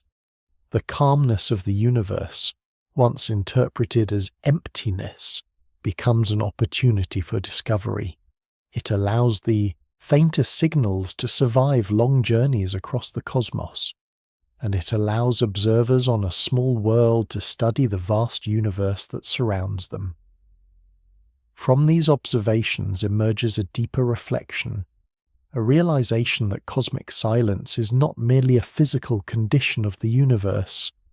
It is also a setting in which conscious beings have arisen, capable of asking questions about the nature of reality and their place within it. And those questions lead naturally toward the broader meaning of living in a universe that is both immense and remarkably quiet. When the universe is viewed from the scale of human experience, quietness can feel surprising. Earth is rarely silent.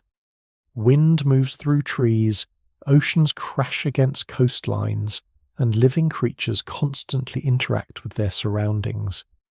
Even the atmosphere itself hums with motion and energy. Sound and activity are ordinary parts of life on this small planet. Yet the wider universe operates under very different conditions. Space stretches across distances so immense that even powerful cosmic events become widely separated from one another. Galaxies drift through vast volumes of emptiness, and the interactions between stars occur slowly, often unfolding across millions or billions of years. From this perspective, the calmness of the cosmos begins to make sense.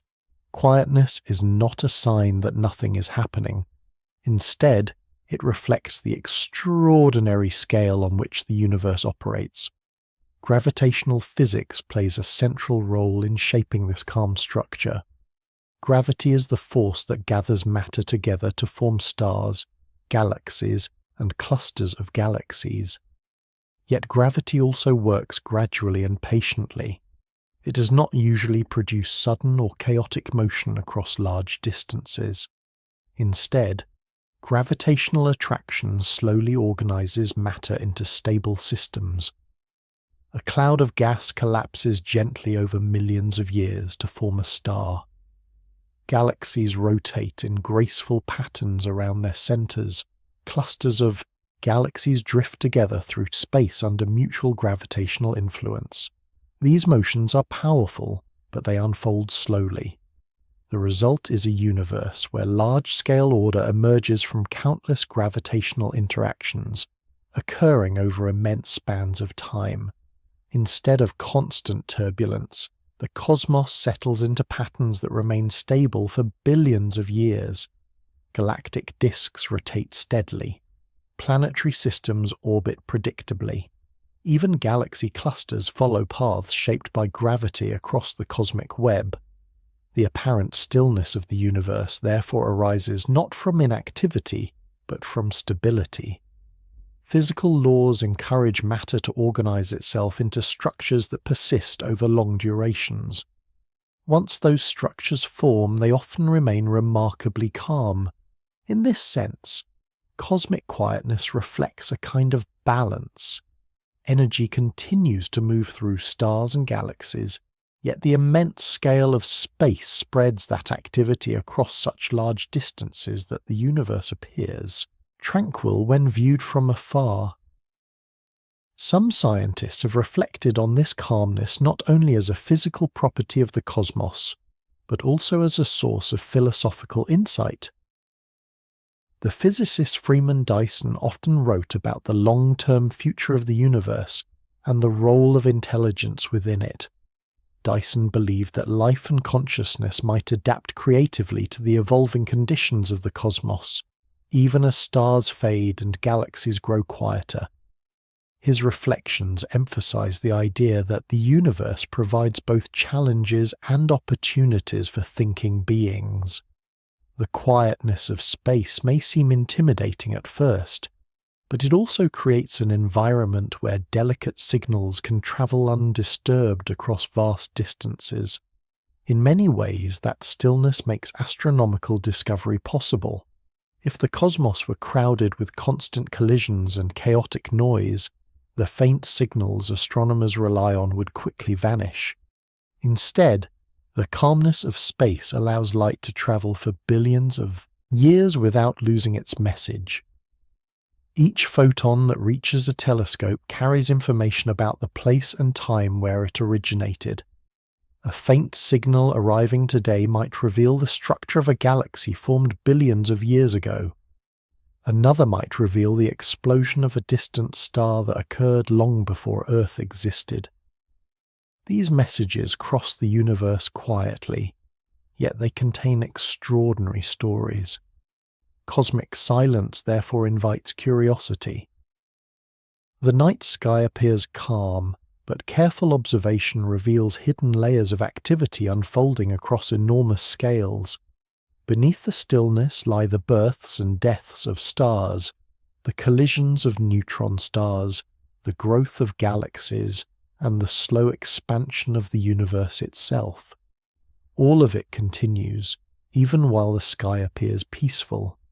This contrast between apparent stillness and underlying activity has fascinated scientists and philosophers alike. It reminds observers that human senses provide only a limited view of reality. What appears silent may still be filled with signals. What appears empty may still contain structure and energy. The universe quietly invites investigation. Freeman Dyson once suggested that scientific exploration is partly an act of learning how to listen more carefully to nature.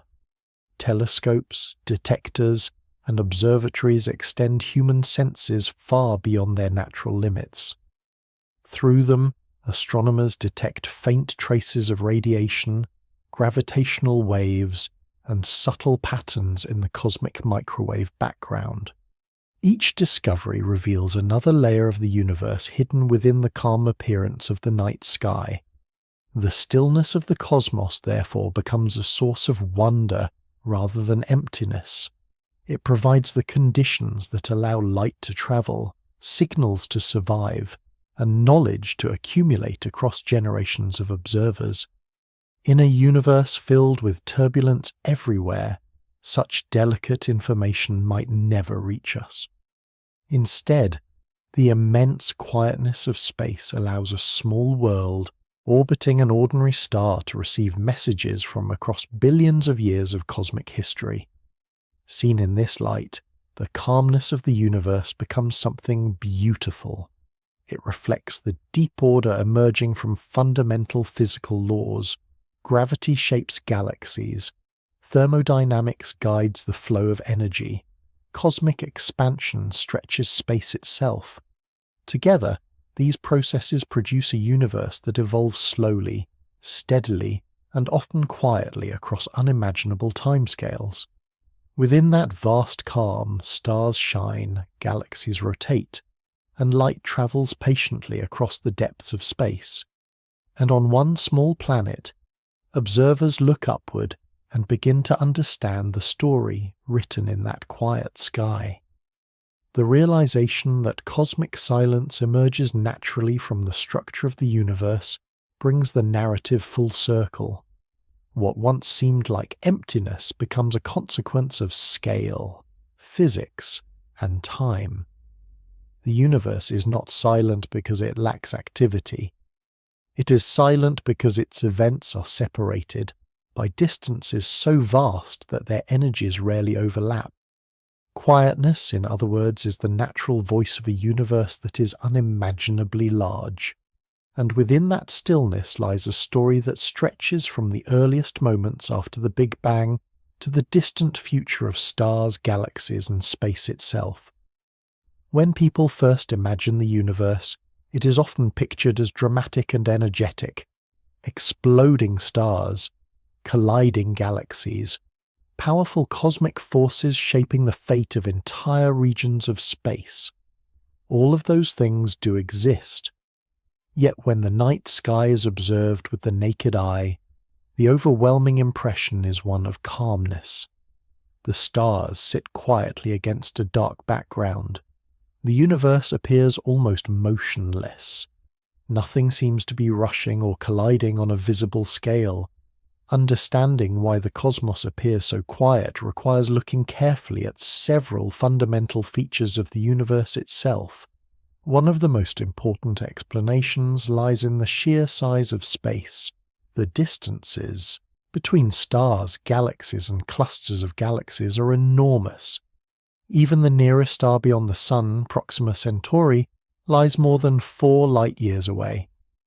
That means the light reaching Earth from that star began its journey more than 4 years ago. When distances stretch across such scales, interactions become rare.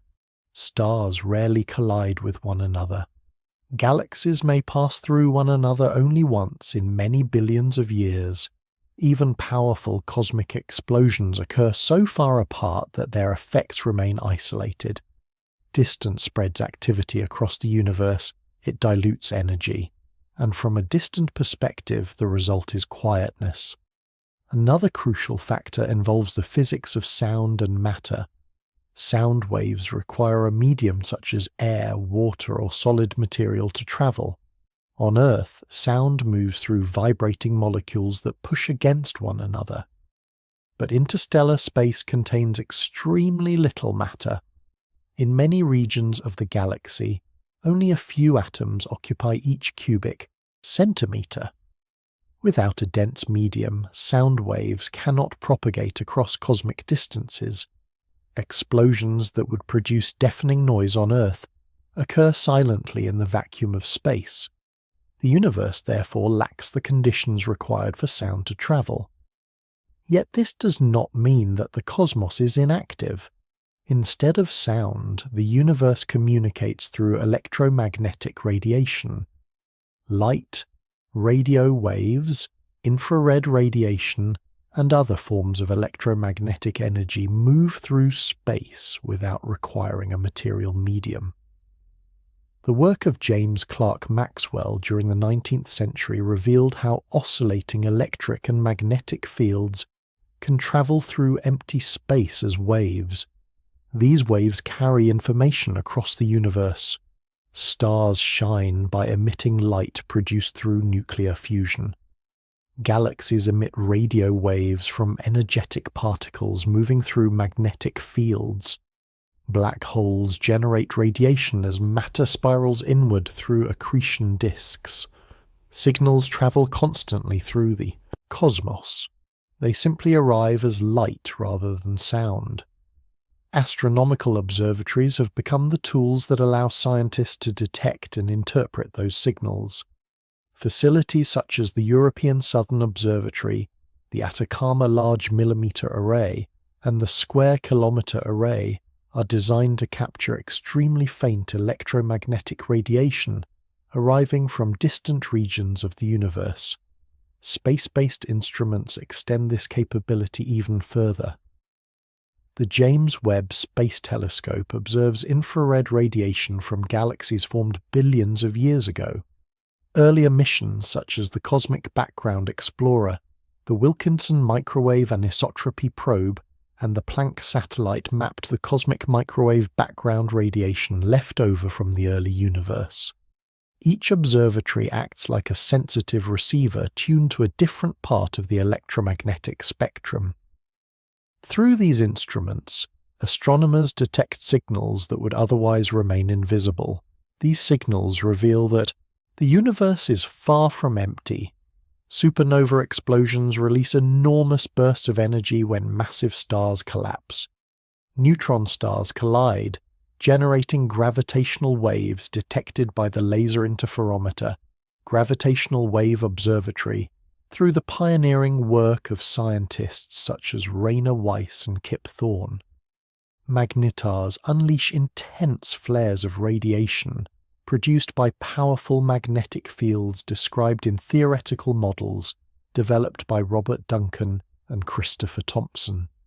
Even the faint glow of the cosmic microwave background radiation carries information about the conditions that existed when the universe was only a few 100,000 years old. These discoveries show that the quiet appearance of the cosmos does not mean that nothing is happening. Instead, activity occurs across enormous distances and timescales. Events that appear dramatic locally become subtle when spread across billions of light years. Cosmic expansion adds another layer to this quietness. The discovery of the expanding universe by Edwin Hubble revealed that galaxies are drifting apart as space itself stretches.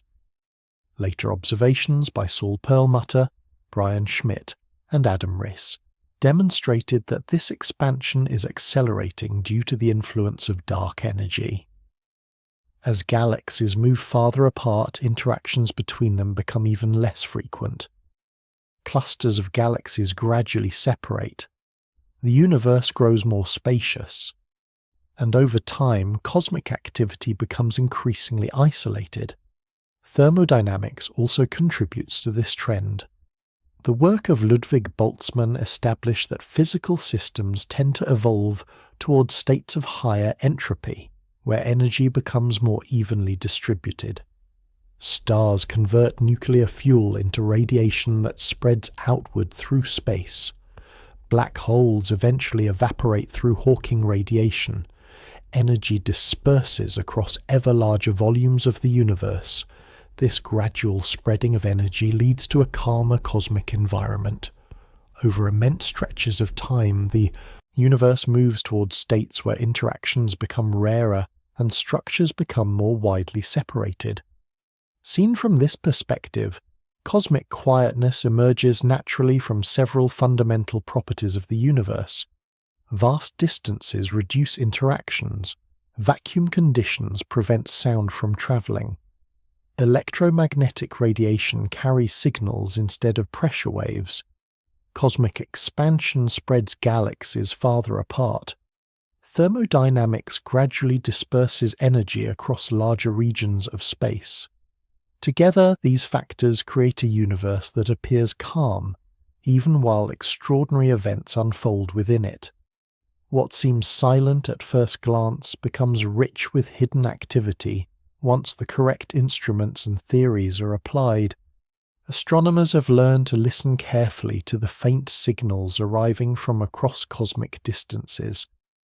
Every photon captured by a telescope carries information. Every radio pulse reveals something about the physics of distant stars. Every gravitational wave detection tells the story of massive objects colliding far beyond the Milky Way. The universe may look quiet, but it is constantly communicating.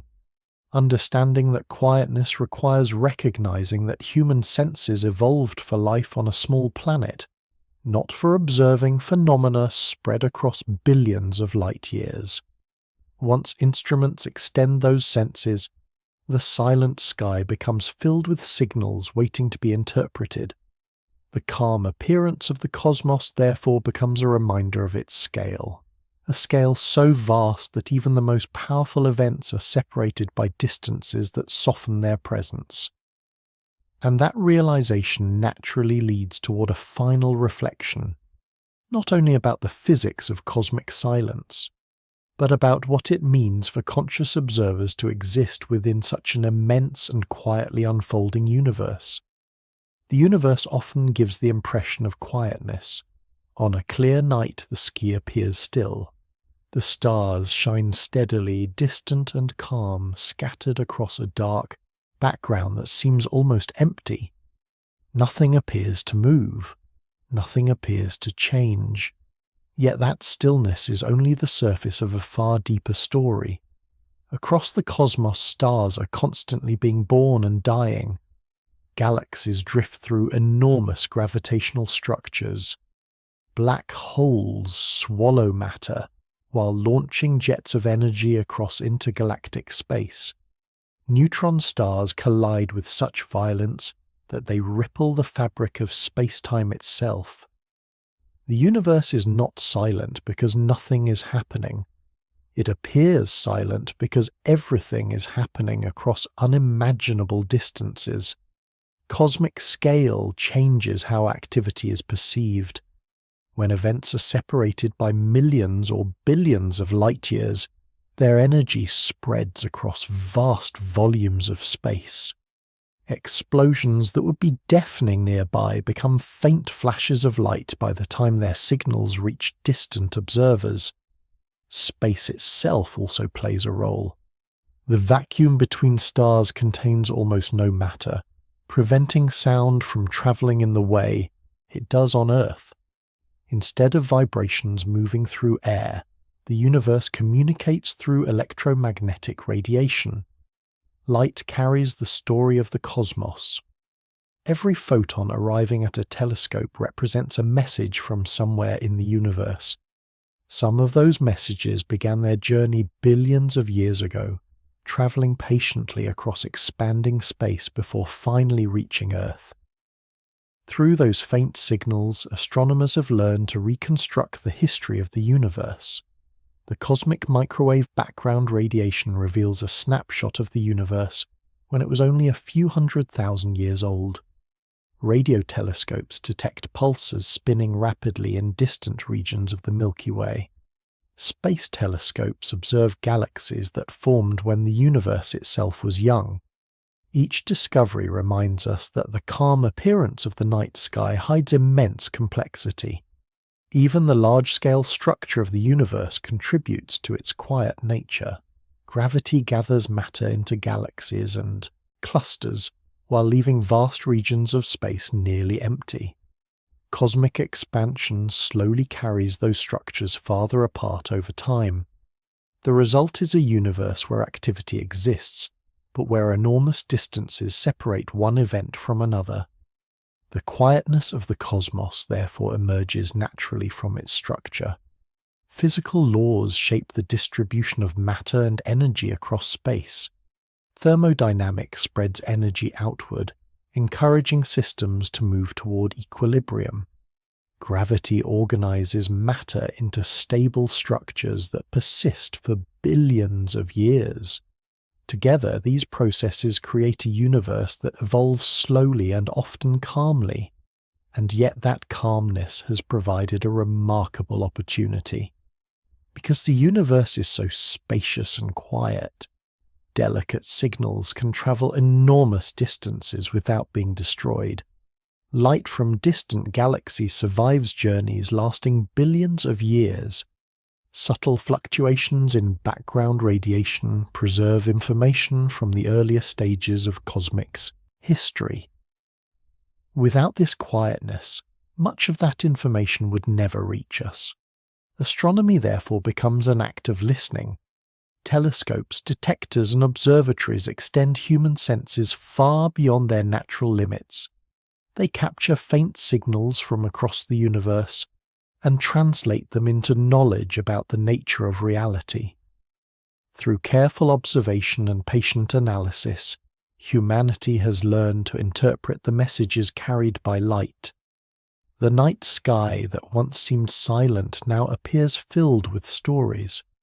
Stories of stars forming within cold clouds of gas.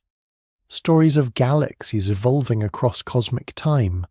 Stories of the early universe preserved in faint radiation that still fills all of space.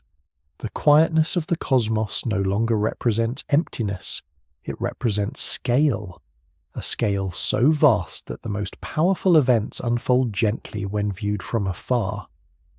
Standing beneath the night sky, it is easy to feel that the universe is distant and silent, but the truth is more remarkable.